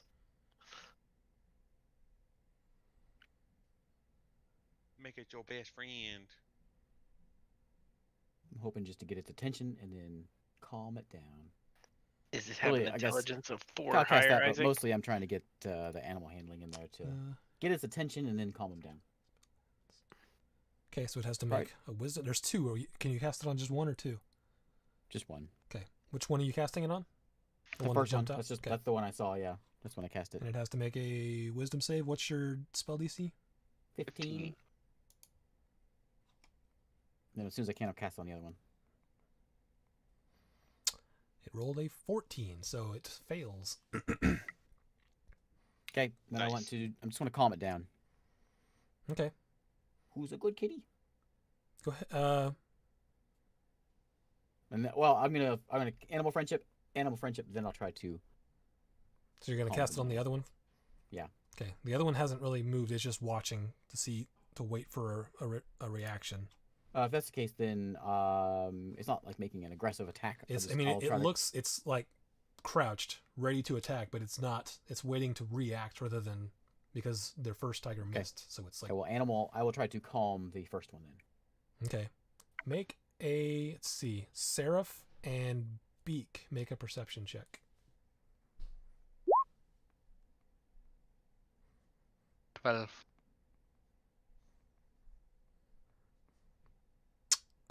Both of you roll 12. Yeah, you can see it. There's a bit of a very worn collar on both of these tigers' necks. You start to realize these are the tigers that you released from the circus. I knew it. Oh, then maybe They they must- they they remember. Didn't we like talk to them? They must really be hungry because We got him to help us. Yeah. Yeah. So think if I you talked to cast this thing. Animal Friendship, the one walks over to you and sniffs you, and it licks you. Hey, I want to try to calm the other one down. Okay. The If other I need one. to cast a spell, I will. The other one, after seeing that, it walks up to it. So it walks very gingerly around Melmor, and walks over to you and smells you. I'll give it a good berry. The tigers like good berries. Melmor's just standing. Sure. Melmor's just standing very defensively behind his shield with the I- shield out right now. I hold the He's good berry up to the not sure. bard and say, happening. "Aren't you? Or you're a wizard? What are you?" I'm a wizard. Galahad, whatever you are. I hold it to Galahad and I say, "Make it look like meat." Oh, yeah, I could do that. So I hand it to. What a cruel ploy. It feeds them for the day, though. Are you gonna try to feed a tiger, Galahad? No. He's just catching. No. Maybe, Beak, maybe we should start with taking off their collars. I'll give them their good berries first, then I'll take the collars off.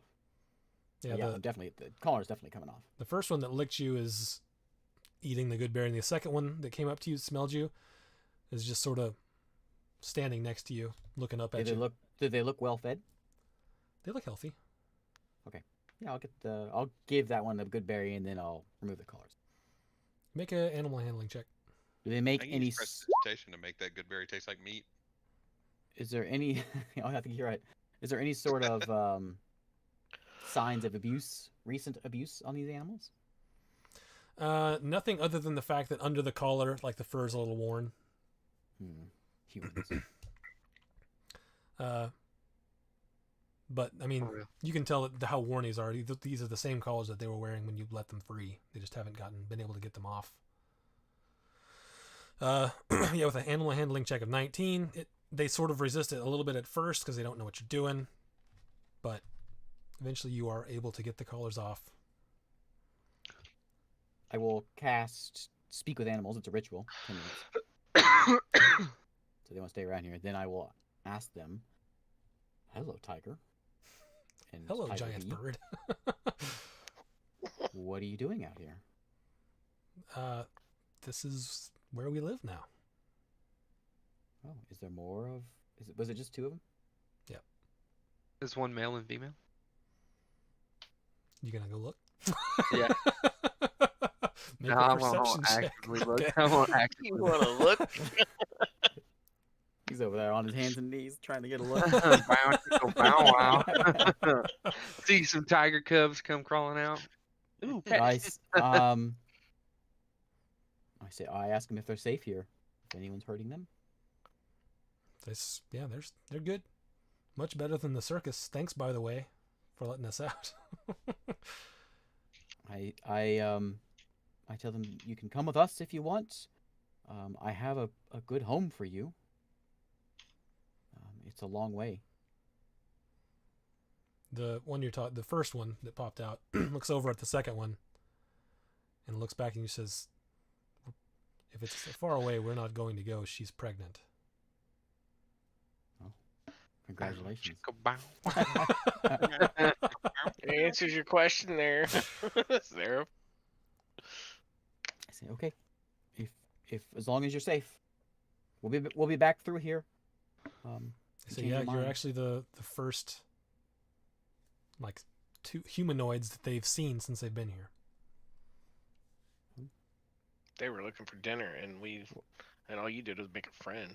Man, They fed him apparently dinner. the only Good berries. smart guy who ever decided to go through Nula to Dafford. Beak, is it okay if we pet them? I ask them. They look around.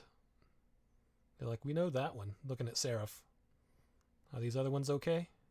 These are my friends. Melmar don't want to pet them. I pet a tiger. They go and like sort of lay down, just roll on their sides.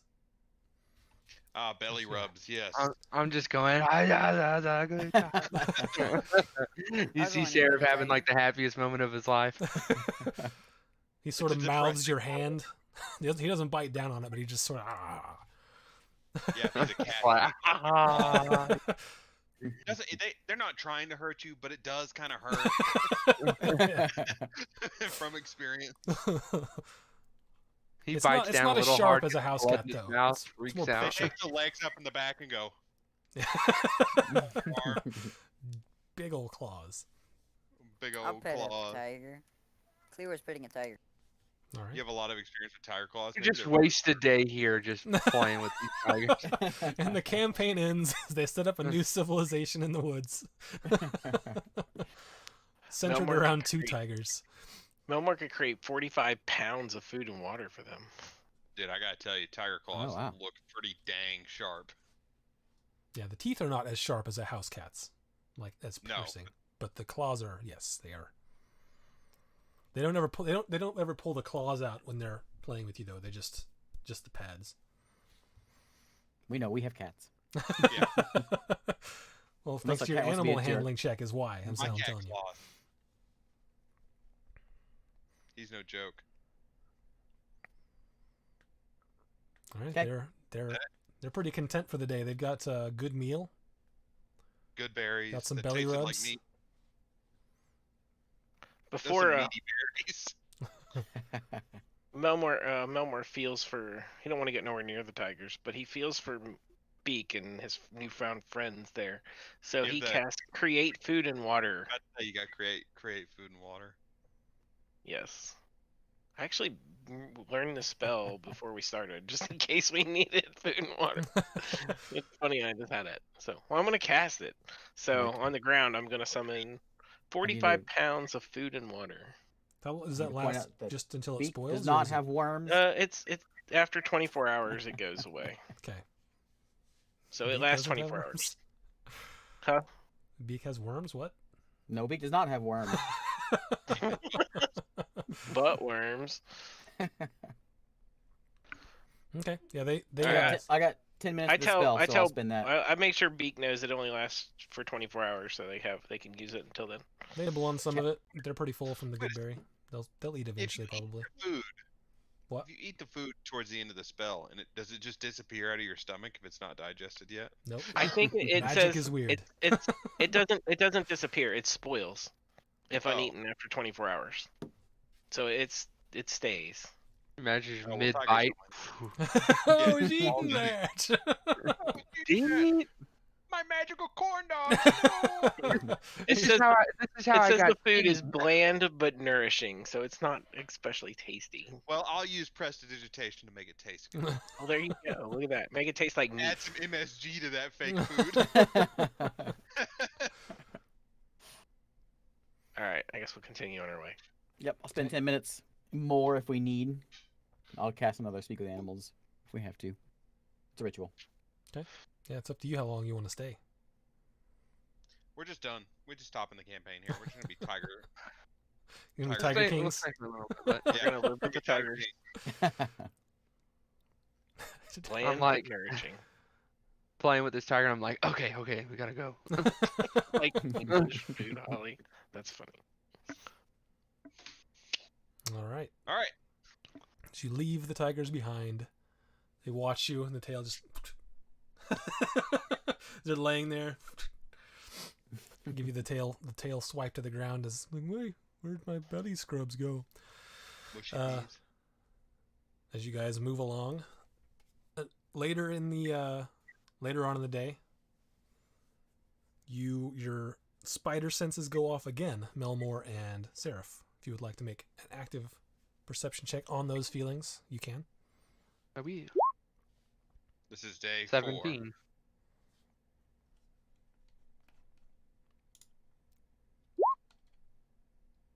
Oh, Melmore's just looking at the ground right now.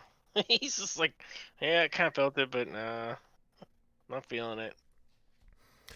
Yeah, you can't put your finger on it. Something's weird. More tigers. It's gonna be But as you guys keep on walking, It's gonna be land sharks this time. it's frickin' sharks with frickin' laser beams on their heads. What's the marching order for you guys? I'll be Melmore's in in the front.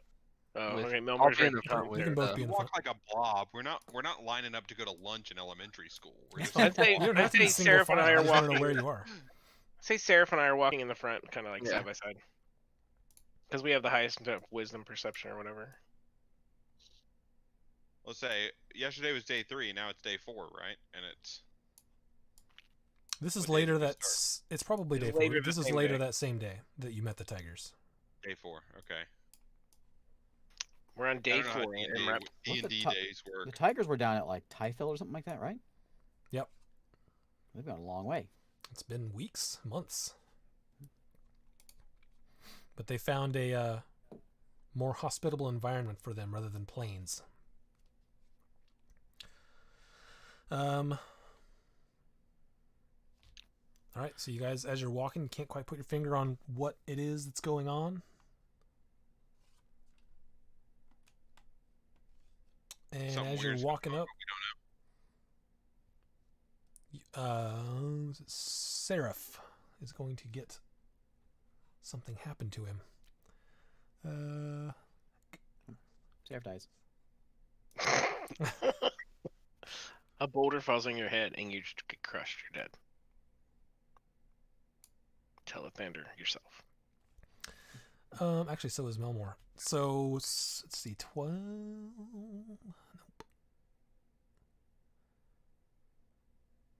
Nope. Does 19 hit you, Seraph? Nope. Okay. Does a 26? Yes. Yes. And then I think you're asking Melmore, right? 26. no, or was you asking? I was asking Seraph. So that means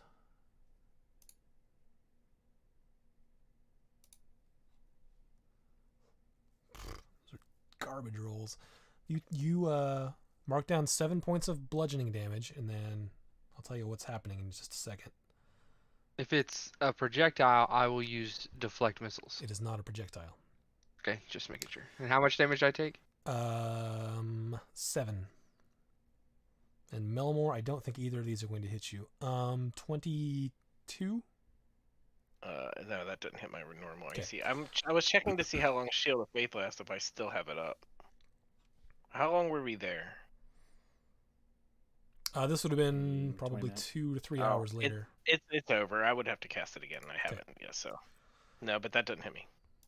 Okay, so as you guys are walking, you can't quite put your finger on what's going on, and then all of a sudden, these like sort of viney tendrils whip out on 2 of them each onto Seraph and Melmore. I need everyone to roll initiative. Okay.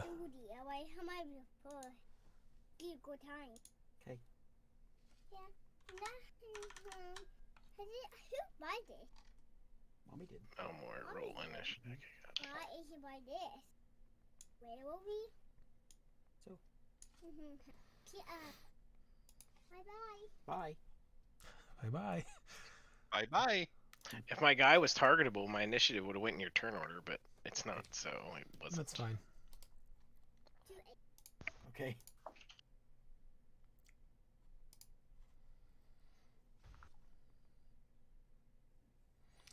All right. Seraph got a 13. Here it is. Get rid of that one. Cleroy got a 15.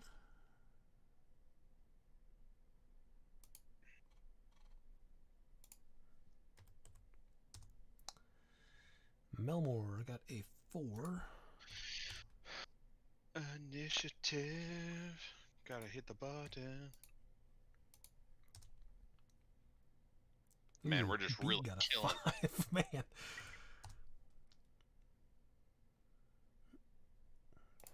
Nobody really wants to fight. Galahad got a 10. What are these things? Bye. Tentacle mounds? Gotta watch out for those tentacle mounds, man. Yeah, I know. I played some more of that game you sent me, Michael. You gotta watch out. Oh Yeah. man, What? That lust for. Oh yeah.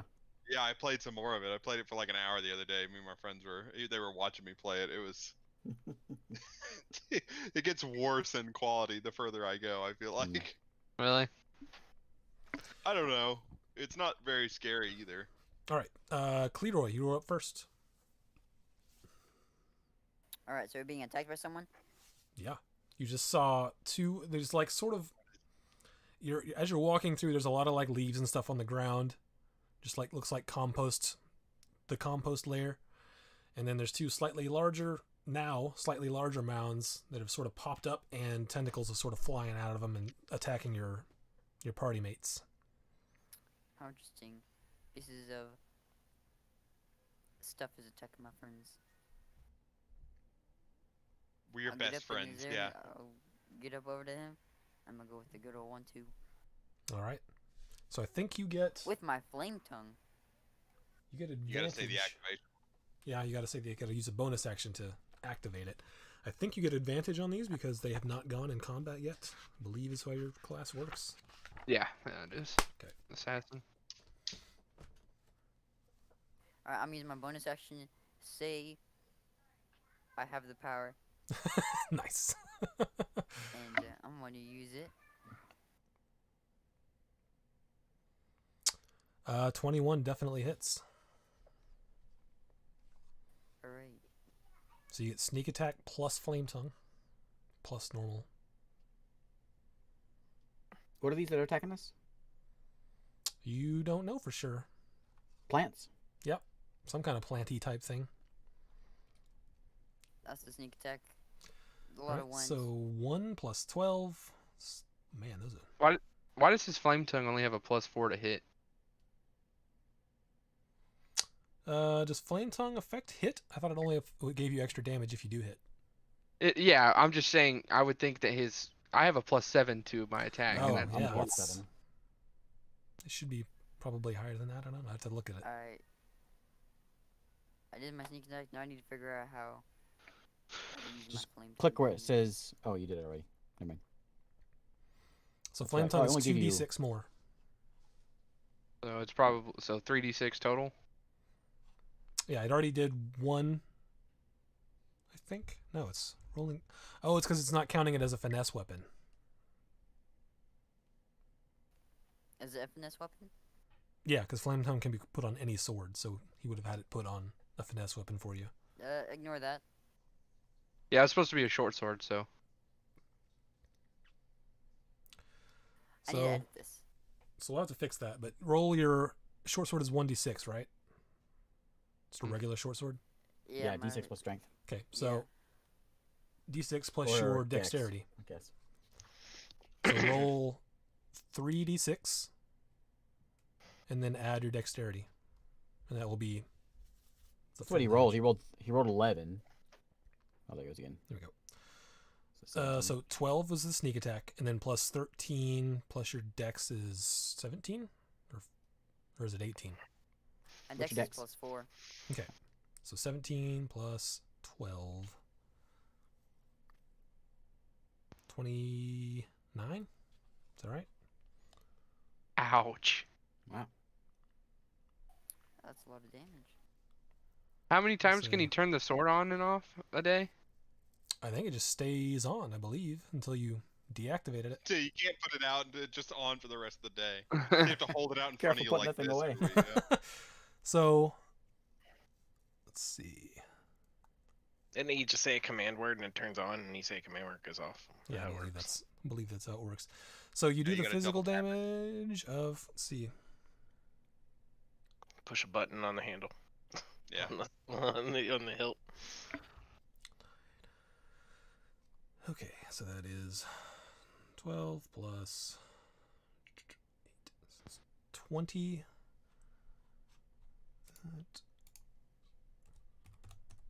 And you notice that the fire damage from your sword, it doesn't appear to be like catching them on fire. It doesn't appear to be doing as much damage as you think it maybe should.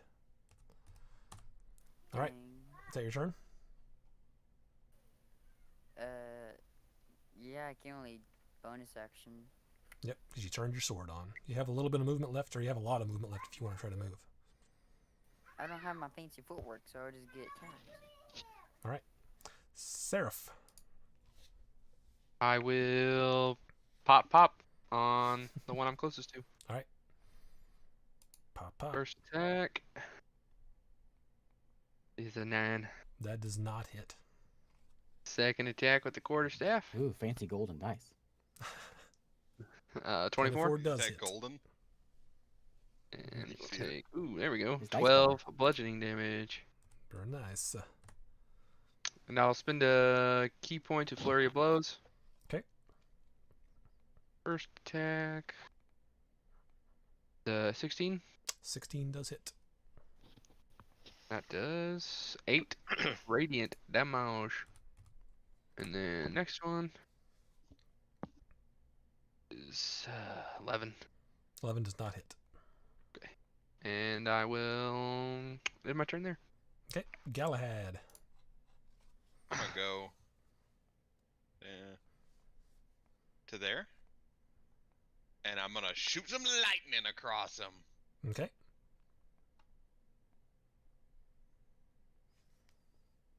Come on, you can do it.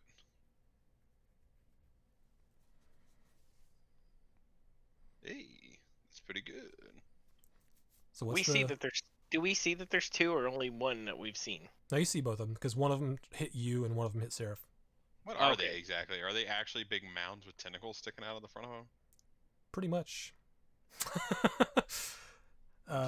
So they have to make a dex save? Yep. DC 16 Dex save. Yikes. Well, they both failed, Alright, so that's thanks, everyone. 27. kinda what we were 27 thinking. lightning damage. Okay. So as you fire the lightning across both of them, it sort of like arcs to the ground, and you see that the bits of like the slices that they have taken start to heal up actually. Hmm. Eric, quit triggering his Alexa. Who's Alexa? John's. He said you keep triggering his Alexa. I do? I don't. That's what he said. Yeah, so Triggers a lot of things. you shoot the lightning across both of them, and like I said, the bits that were injured by your party mates have like actually healed. Well, god dang it. So they're batteries, and I'm charging them. What's happening? No, it means they probably need fire to stop the healing process. All right, well, next turn I'll hit him with something cold. They probably have some kind of regen like trolls would. All right. Is that your turn? Is that your turn? Or do you have movement left? That's a turn. Okay. I'm done. That was all my movement and my lightning. All right, Beak. The one next to me. I'm casting Oh Blight. no, now you. Oh yeah, I see I it. still Yeah, can't yeah, target sorry. my. Blight's a If good one. this is a plant or Yeah, Blight's a good one. magical plant, if it's a plant creature or magical plant, let me know. It is a plant creature. Is it a non-magical plant creature? I don't know. For the purposes of Blight, it will take the disadvantage and the full damage, if that's what you're looking for. Okay. I mean, if it's a non-magical one, it just dies. Oh well, it's magical because it's moving. Maybe it's like a Venus flytrap and it just got angry. Okay, so you have disadvantage on a DC. What is it? 15. Which one are you hitting? The one next to me. Okay. What is it? Constitution save. Well, first time I got to cast a level 4 spell. Ooh. No, I cast polymorph before. Natural 20, so it will take half damage, but it's still the full. So what is it? Half 64, which is 32? Yep. All right. And I'm going to step over here. Okay. I'll step over this way. All right. Melmore. Melmore is going to conjure a wall of fire in a ring around the one to the south of my location. This guy. Okay. It's gonna make it so in the harmful part of the wall of fire is going to be in the middle of the circle, not the outside. So it'll be not, between Seraph, like on the guy almost. So it won't hit Seraph, but the creature will be in it. So a wall of fire or a ring? Ring of fire, sorry. So I it's said gonna wall be- of fire in a circle, so a Yeah, ring of fire. I just didn't know if you wanted to make it an actual wall or like a ring. So you want it like No, I want to make it a ring. Yeah. like that, However, you can get it as close to on him, but not hit. but Seraph. not hit Seraph. Yeah, Okay. like It's that. It'll be probably good. like that then. What's the radius supposed to be on it? I think that's 20 10. feet. 20 feet.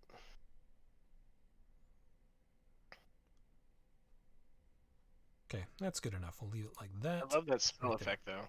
I think that looks good. All And right. here, I actually got to cast that. Hang on.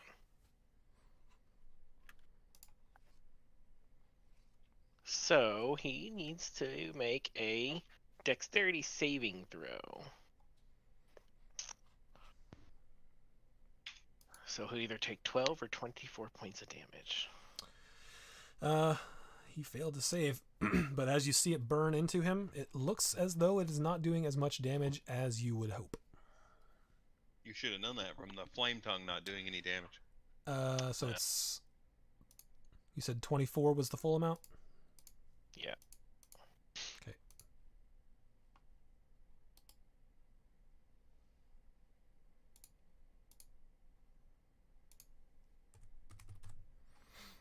All right. Is that your turn, or are you moving? Well, I can't move because my character's still not targetable. Oh, man. Sorry about that. You rolled 2 20s on that blight I cast on you. What a jerk! Just realized that. Oh, shoot. You're right. I was looking at advantage instead of disadvantage. So it did fail. So it's the full 64. So another 32. I see how it goes. Yeah, 64. Okay. Good. Hey, I can target my character. Yay. Okay. Melmore is really just going to turn and face this guy right here, and then he's going to... That's it. He's going to end his turn right there. Okay. It's finally their turn.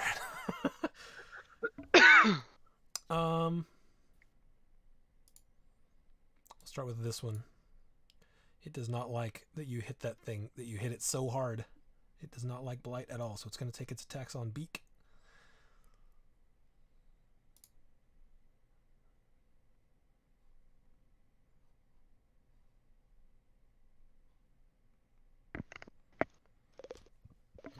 Okay, so 22. 22 hit you? Yeah. Okay, so both of them hit. And you will take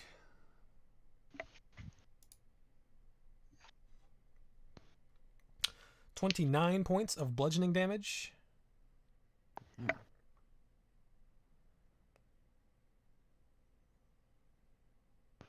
And you are... It hits you with its tentacles and actually grapples you and pulls you in.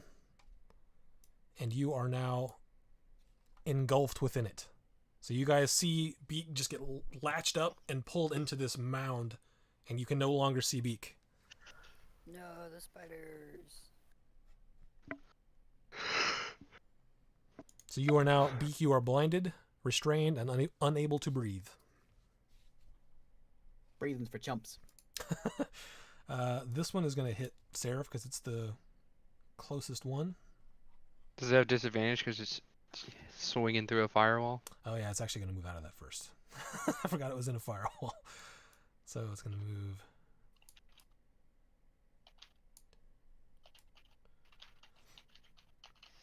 And since it's moved over here, it's actually going to... No, it's still going to attack. It's still going to attack Seraph.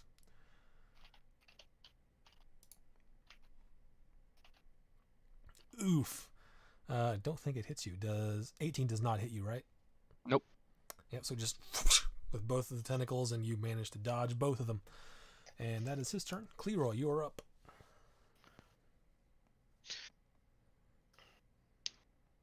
They're in a bad gonna spot use for me to my be doing anything. Flame tongue. Just You know, Isaac, I I'm find it kind of mean that he got a edit fire that. sword and the first thing you throw at us is fire. yeah, I think it's just straight magic. I didn't decide what kind of damage he got. You knew this. 8 misses. Is it? He should have a Inside. plus. He should have 3 more added to that because it's not adding his proficiency bonus to Okay, his sword. so it should be an 11, which also misses. An 11. All right then. I'm gonna use my normal short sword. 13 also misses. So you swing out at it. 2 big whiffs as you can't quite find where it actually is in the mound of compost. You have some movement left if you'd like to move. Otherwise, are you done? Let me see. I guess I can't really do anything else. I'm just gonna sit here. Seraph. I'm gonna start swinging on this one I already hit. 'Kay. First attack. 13 misses. Misses. Swinging again. 15. 15 just hits. Alright. You are not rolling well. But you finally got in there.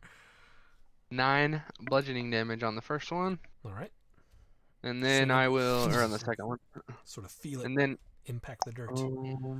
I will flurry of blows. Pop, pop. Miss. It's a miss. Next one.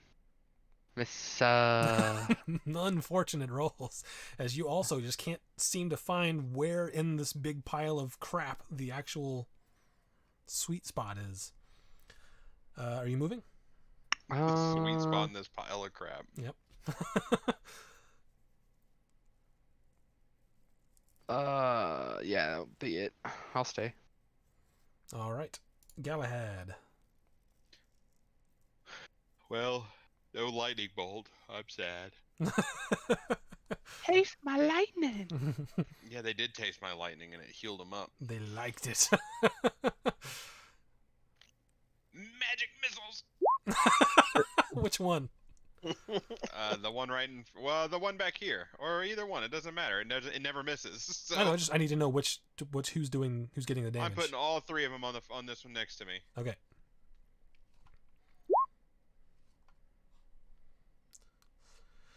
There you go. So it's 11 points of force damage. Yeah. beak, you just feel doesn't hurt you, but you feel something impacting it. Is Beak on it? He's inside it. Oh, fantastic. He dove in. He did not dive in. He got pulled in. Oh. He dove in. Is that your turn? You're gonna move. Galahad. I'm done. Okay. I can't move away. I'm not gonna All right, just get making sure. myself hit. I don't have a lot of health. Beak. Can I are- speak? Hmm? Can I speak? You have That what for breath spells? you had as you went in. So yeah, you have enough breath for, I would say, a spell. Oh, for only one. Mhm. How injured was this thing whenever I went into it? Um, Can I tell? it was from your blight. It looked like it took a big hit, but it's still moving around quite spryly. The question is, do I damage it or do I run away? I don't know. What do you do? Um, Currently, you Got are damage. grappled, blinded, restrained. All right, I'm gonna dimension door. Okay. I will pop out. Teleport myself to anywhere that I can see, visualize, or I can describe by stating distance and direction. Yeah, you'll have to I'm do good. distance and direction or visualize because you cannot see. I'm gonna go back out here. Everyone's that- too close together for all them cool Behind that, AoE that spells. bush. That's my action. Okay. I want to use my other 4th level for another blight, but I can't now. And then I'm gonna turn into a spider. That'll be my bonus action. Maybe not a spider. Maybe a polar bear. Why you do this to me? Polar bear. You should really spend some time just looking up every animal. I do spiders, Sprite. but spiders just aren't. There's no good spider until I think next level I get a better spider. Bam! Look at that. How big is a polar bear? They're large. That's a cute little polar bear. Go. Ta-da! Okay, polar bear. And then I will. I'll go back because that's the action bonus and then move. I will go. I'll go over here to provide flanking All right. because I'm a smart polar bear. All right. Melmore, your turn. Melmore is going to drop his concentration on the firewall, seeing that it's not doing nothing anymore. Okay. And he's going to move. He don't like being flanked right now. Doesn't like this feeling of things on both sides of him. So he's going to. Right. So he's just going to move I'm not gonna say. over It. here. Okay. And then, in the spot where he was just standing, he's going to summon a spirit guardian. Okay. Or As you guardian move of away, faith. it does A get an guardian attack of of faith. opportunity. That's fine. Hit me, bro. 26. Does that hit? Damn, that hits. Fucking rolling like a beast. Only just now. I think every hit it's hit is missed except for on Beak and on you now. You take 13 points of bludgeoning damage. And then you want your spiritual weapon? Nope, I'm summoning a something different. Hang on, let me go back to my spells. I'm summoning the Guardian of Faith. So Of course you are. All right. what this is, it's going to be like a nondescript image. Doesn't really say. It's kind of like this, like a cloudy figure, but it does show a weapon and a shield. You see the weapon and a shield with the symbol of Moradin on it. Okay, it's The going to be this M4. guy. Sure. It's not attackable or anything. Ugh. It just That's the first every thing I came creature- to. every creature within here. Let me just link it. It does 60 damage and disappears over the course of.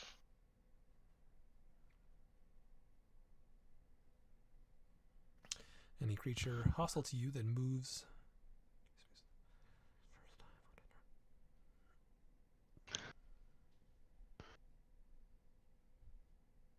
So 20 radiant damage on a failed save. Yes, and then after it does 60 damage, it disappears. It's just, I think it's physical damage, or like just. I don't think it says what kind of damage. Okay. I will say that it Radiant. says. It's radiant damage. Let me know if I'm missing this, but it says a creature hostile toward you that moves to a space within 10 feet of it. These guys have not moved in a while, just so you know. Okay, I don't know that. I thought as long as it was within 10 feet of it, it would make the attack. Well, on most things, it says either the first time it moves in or at the beginning of its turn if it's in within range. This doesn't say that, so Okay, I think well, this is designed just to give you a way to drop something behind as you run. That's not what I wanted to do. So you can, if you don't want to cast that, that's fine. If you want to move it, that's fine as leave well. We'll leave it there. Okay. And then Melmor's gonna end his turn right there. Okay. It is their turn. This one is going to turn and hit this guy who just whacked it with some arcane missiles.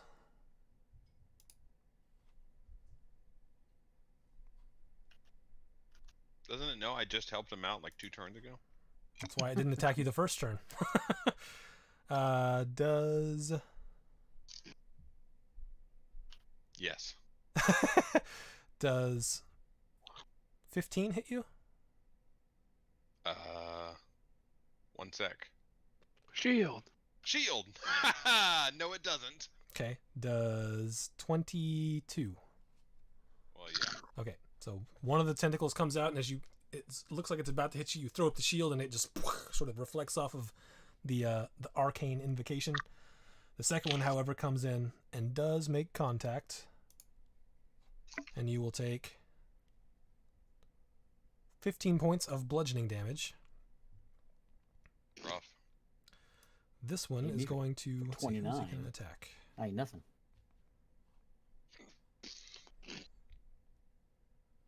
He doesn't want to attack Seraph anymore. He's not finding any purchase. So let's see.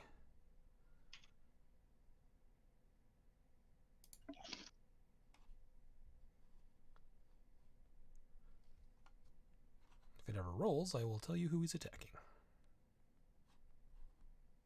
Oh, there it is. It's going to attack the bear. All right. Actually, wait. No, it thinks the bear is too big. It's going to attack Cleroy.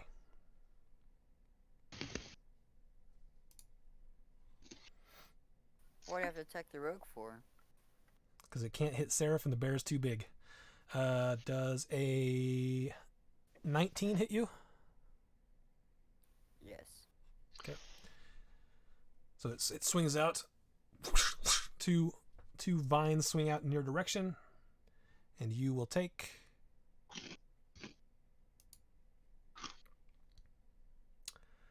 17 points of bludgeoning damage, and you are, and it pulls you in with both of the tentacles. You are grappled, restrained, blinded, and unable to breathe. Oh, it That sucked him up is- too. Yep, sucked him up. Makes it nasty. Hits and suck and chomps the same turn. Well, only if it hits with both sucks and attacks. but chomps yeah. in the same turn. Cleroy, you are up. You are blinded and restrained and can't breathe. I am You're going stuck to inside a attack bunch him. of leaves and stuff. You're going to attack? Yes, with my flame tongue. Okay. You have disadvantage because you are restrained and blinded. Should be bright in there. He's got a flaming sword. Yeah. I'm just gonna use 15. tidal wave to wash him away. Plus, it's it's actually higher than that. 15 does hit. So whatever it was, it does hit. You do not get sneak attack, however. That's unfortunate. Why didn't he get sneak attack? He's rolled with disadvantage.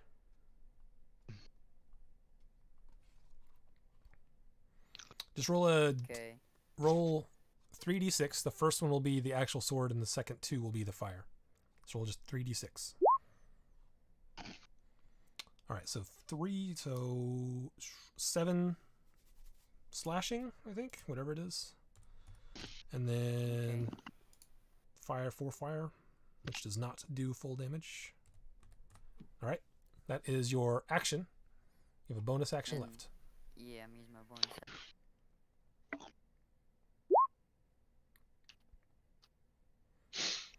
19 does hit. Hooray.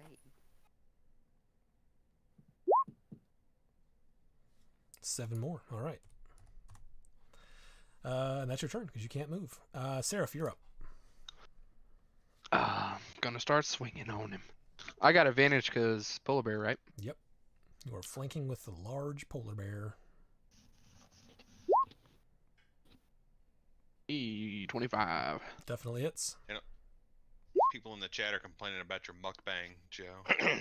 Yeah, My Joe, mukbang? quit eating so loud. Is it coming through the mic?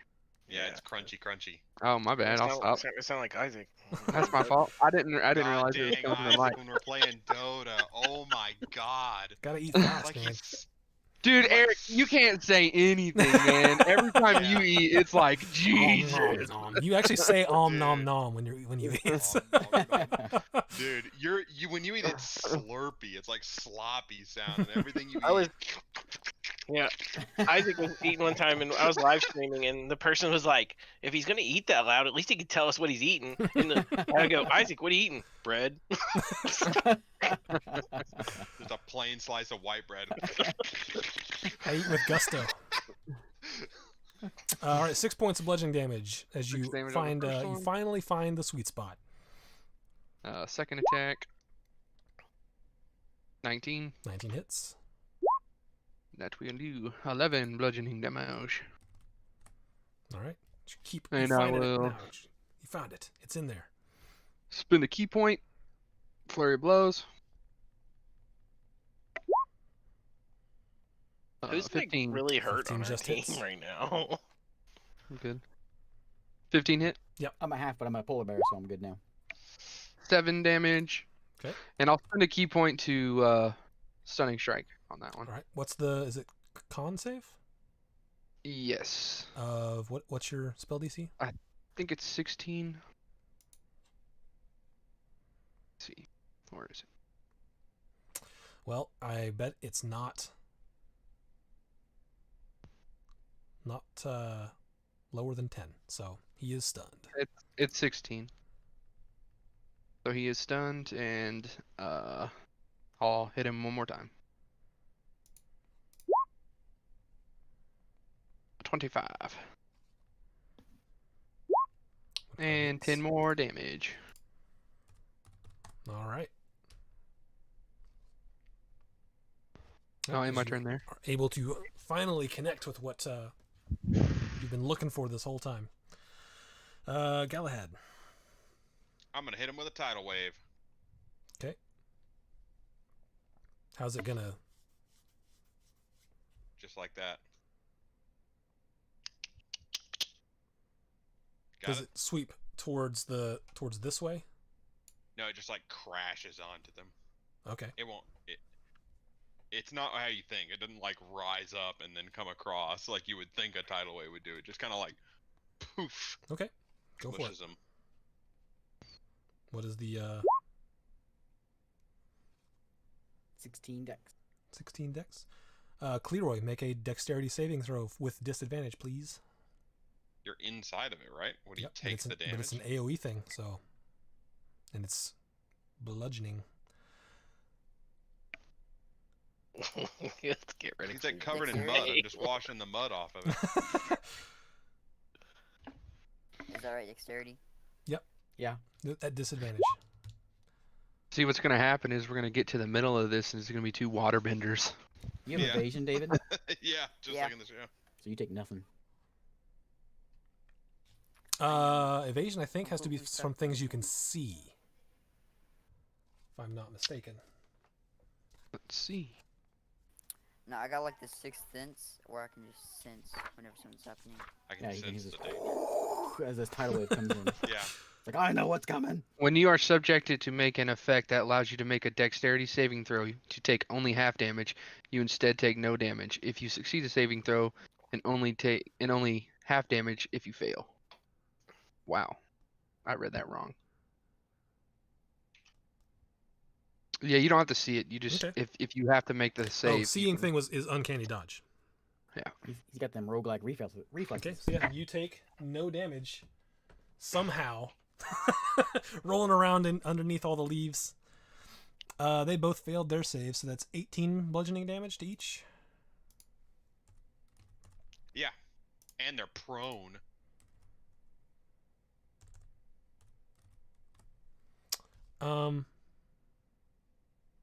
Okay. I mean, And they're it already on the washes all ground, so. mud off of them. All right. We see the mass underneath now, right? No. I feel gypped. Beak.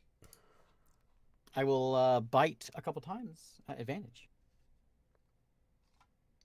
Here's my bite. Actually, I'll bite once and I'll claw once.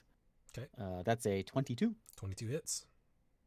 And I'm going to hit him for 9 damage. Okay. And I'm going to claw him with a 8 plus a 15. 15 just hits. Oh, sorry. Ignore that one. For 15 damage. This one is Slash those plants up. this one's looking rough. Is that your turn? Are you moving? Yeah, I'll stay there. 'Kay. Which one is that? The one that David's in? Is that one? Yep. Okay. Can I already use my action? Can I use a move to like try to? I guess is David in its mouth? Or is he just? It's just engulfed in it. Can I like reach in there and try to grab for him? That would be an action. Just like rummage around. Melmore. Melmore has been ineffective this game. At this fight, he's just gonna take a nap. No, he's not. Let's try this. I'm gonna cast a. Which one of Sarah's been attacking this one? Mm-hmm. I'm gonna cast a guiding bolt All right. at level 3. Okay. Is that a spell attack or is that a save for me? I think it's a spell attack, right? It's just a spell attack. I have to actually hit. You have advantage because it's stunned. Yep. Oh, okay. Well, good. Because I don't roll anything anyways. That hits. And did I? Oh, there's level 3.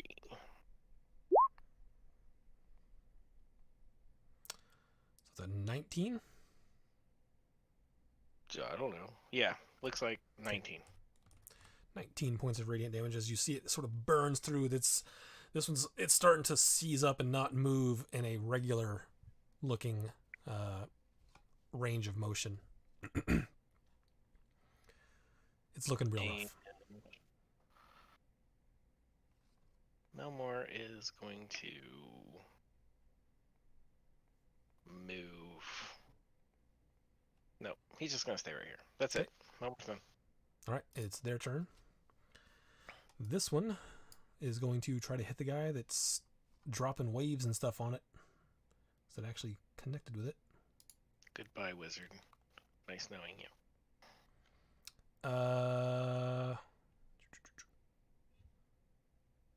16 hit. Shield. Okay, and 18. No, that got me. Okay, so again, it whips out at you, and you cast the shield and deflects one off. The second one comes in and does manage to clock you. But you're saving yourself from getting engulfed with each one of these because it has to hit with both to engulf you. All right, how much damage? Ooh, it rolled better that time. 17 bludgeoning damage. And this one is stunned. I'm pretty hurt. Cleroy, you are no longer restrained, but you still are blinded and unable to breathe. Blinded by the mud. Revved up like a deuce.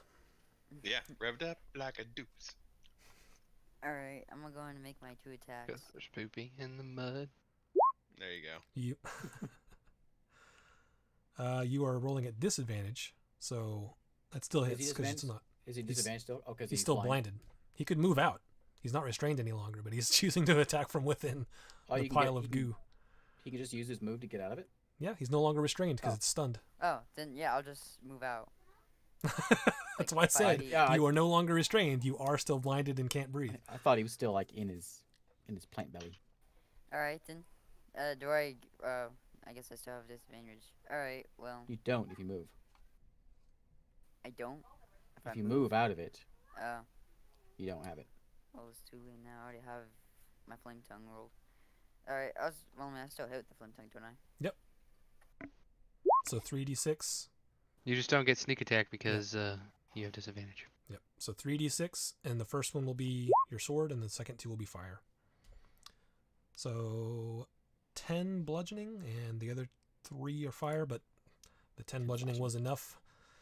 The little movement, that's just the clamoring movement from the stun, is stopped, and it just sort of rests atop Cleroy, who is still blinded and unable to breathe.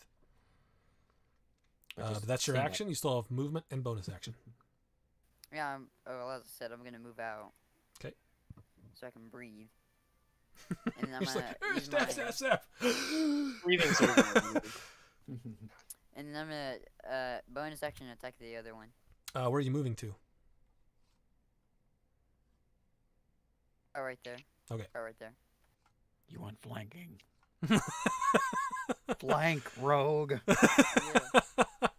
You I can do want stand. You flanking. can stand where that spirit guardian, and he doesn't actually take up space. Or you can stand Ah. next to your wizard friend.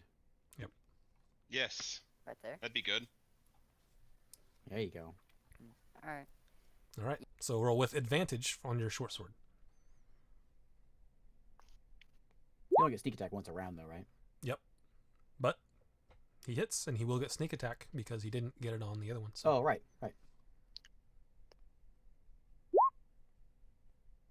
Oof. Ugh. Wow. The entire Ooh. range, just the entire gamut of 1s and 6s.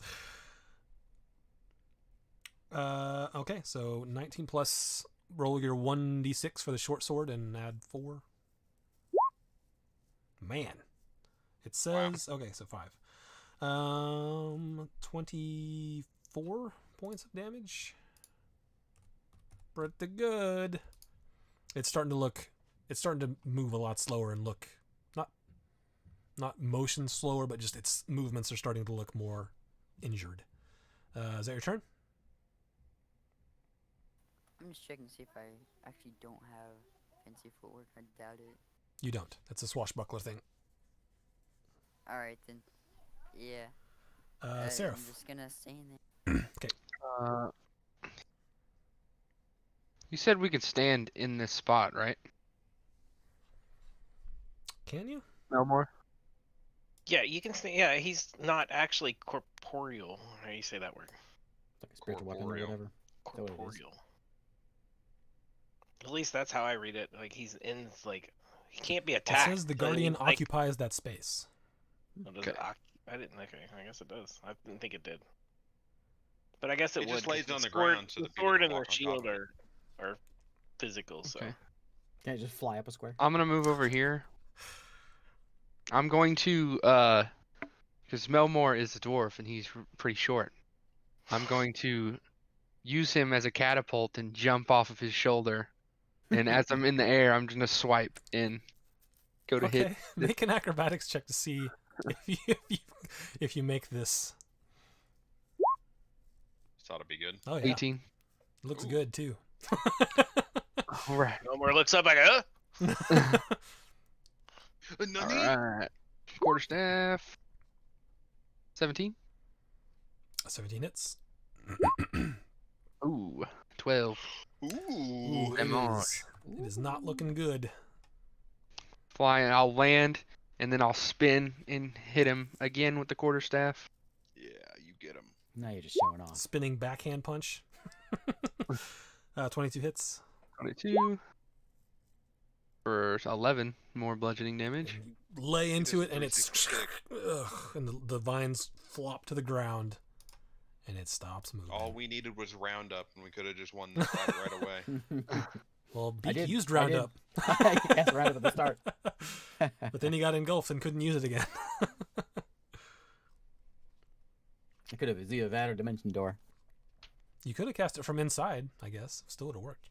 But I only had 2 fourth level spells, so my choice was either that. I was afraid he was gonna start like aciding me or something inside there. Mm. Yeah, no one. Oh, I forgot to have David do 1 con save, but that's fine. All right, so yeah, you guys take care of the shambling mounds, Yes. and you're good to go. I'll like start checking through them, see what they are. Make a perception check, or actually investigation if you're gonna dig through. Melmor's gonna walk over to 10. Just Galahad. digging through there. And It's cast- Ah, boo! That's the worst. Melmor's gonna through- walk over to Galahad Double and ones. cast Cure Wounds on Okay. him Oh yeah, heal me up, baby. at level 3.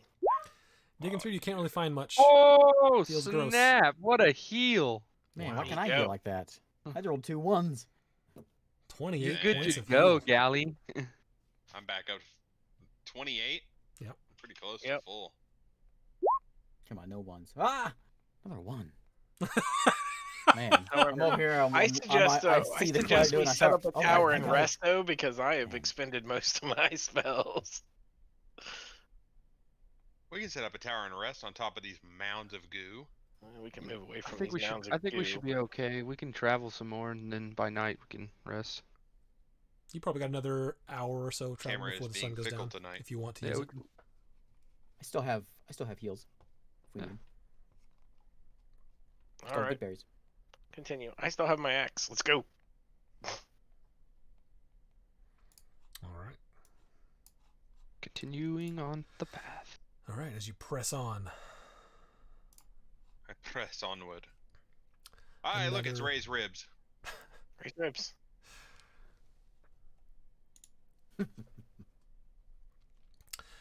all right. Get my map back up here. There we go. So that was day 4. I think that was the end of day 4. Is that the same day as the tigers? Into day 4, we'll sleep and be day 5. Yep. Set up the tower without much of a problem. The rest of next day is day 5.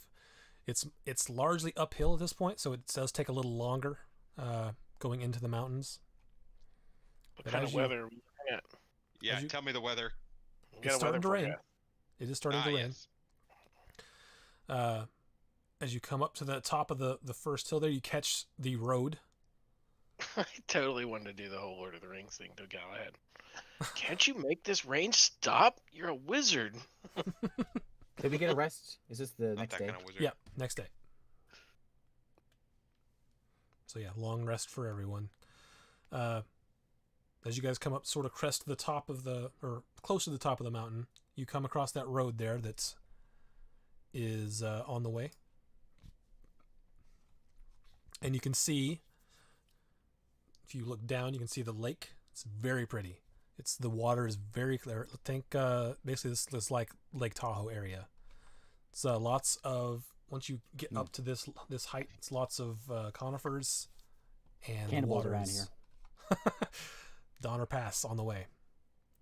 Lots of conifers, like fir trees and things, and very clear water in the lake. And down the way, you can see the town of Dafford is actually downhill from where you are. It sort of goes uphill around the back of that lake and then comes back downhill as it comes around to Dafford.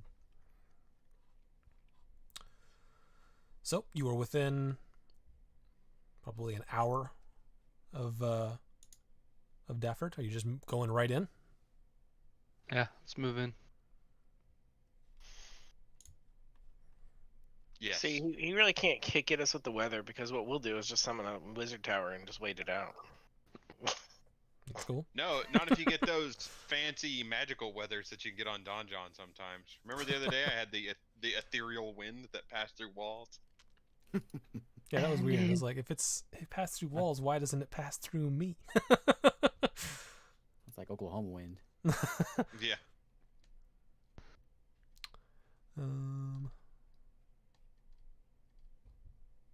Okay. All right. So as you approach the town, you can see that there's just like one guard out there. It's not fortified like Wayfield was. This is like well within the interior of the Empire, though, so not as big a threat. And it's a much smaller town than Wayfield as far as population. But as you get closer, you can see it's still got like a road going into it, but there's no wall. It's just one guard sort of standing outside, just outside of where the buildings start on the road, from what you can tell. Okay. Well, Just walking straight in. yeah. Maybe do a little bit of recon with your bird, Okay. I'll bird it out. I'll send a bird up there. just to be cautious. I'll just let the bird do the looking, and then he can tell me what he sees. He's got a Okay. better perception than me. He's got Alright. advantage. Go ahead and make it. Oh, Bow, bow, bow, bow. So yeah, he does a quick circle above the town. He relays to you that it is a pretty small inland area. There's a small dock that appears to have some small fishing boats in the lake. It's Yeah. not got a large guard presence, but I mean there are people walking around. He notes the skin condition of all the people in the town with that roll. He's like, man, They're all lepers. yeah, This is a leper colony. you should really not go in. Shouldn't eat those. The stream is like in 480p. Yeah, he sees there are some guards walking around. Maybe 5 or so that are in actual armor. Well, if they give us any trouble, we'll kill him. I relay what my hawk has told me to the party. All right. I say, yonder, good friends. It's a small, quiet town with few gods. Where was that when you were playing a bard? My bard was an asshole, so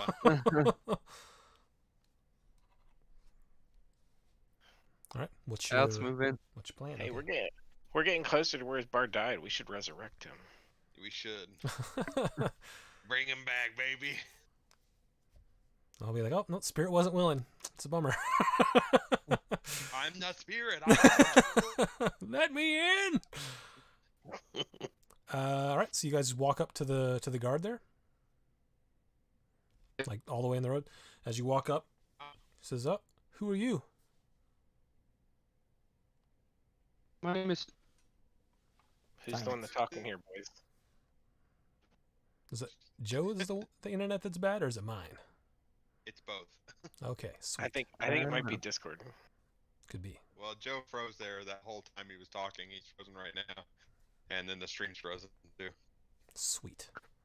Dang it. Joe's just like, Not showing a lot of proper frames. Okay. So yeah, as you guys walk up, also your hawk would have noticed this town is 100% human from what it could tell. Oh, I'm on Seraph's shoulder. It's fine. Okay.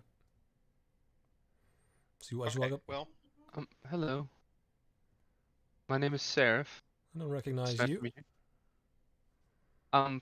We're travelers. We're from Gyrenholm. We're missionaries with the monastery there. you getting all this, Isaac? I'm catching bits of it.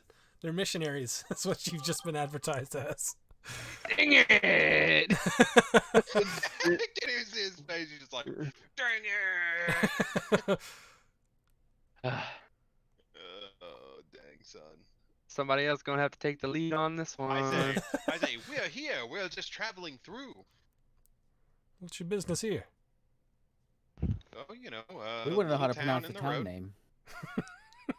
What's the town name? Dafford, Dayford, DeFord. DeFord. Maybe you emphasize the D. DeFord. Afford.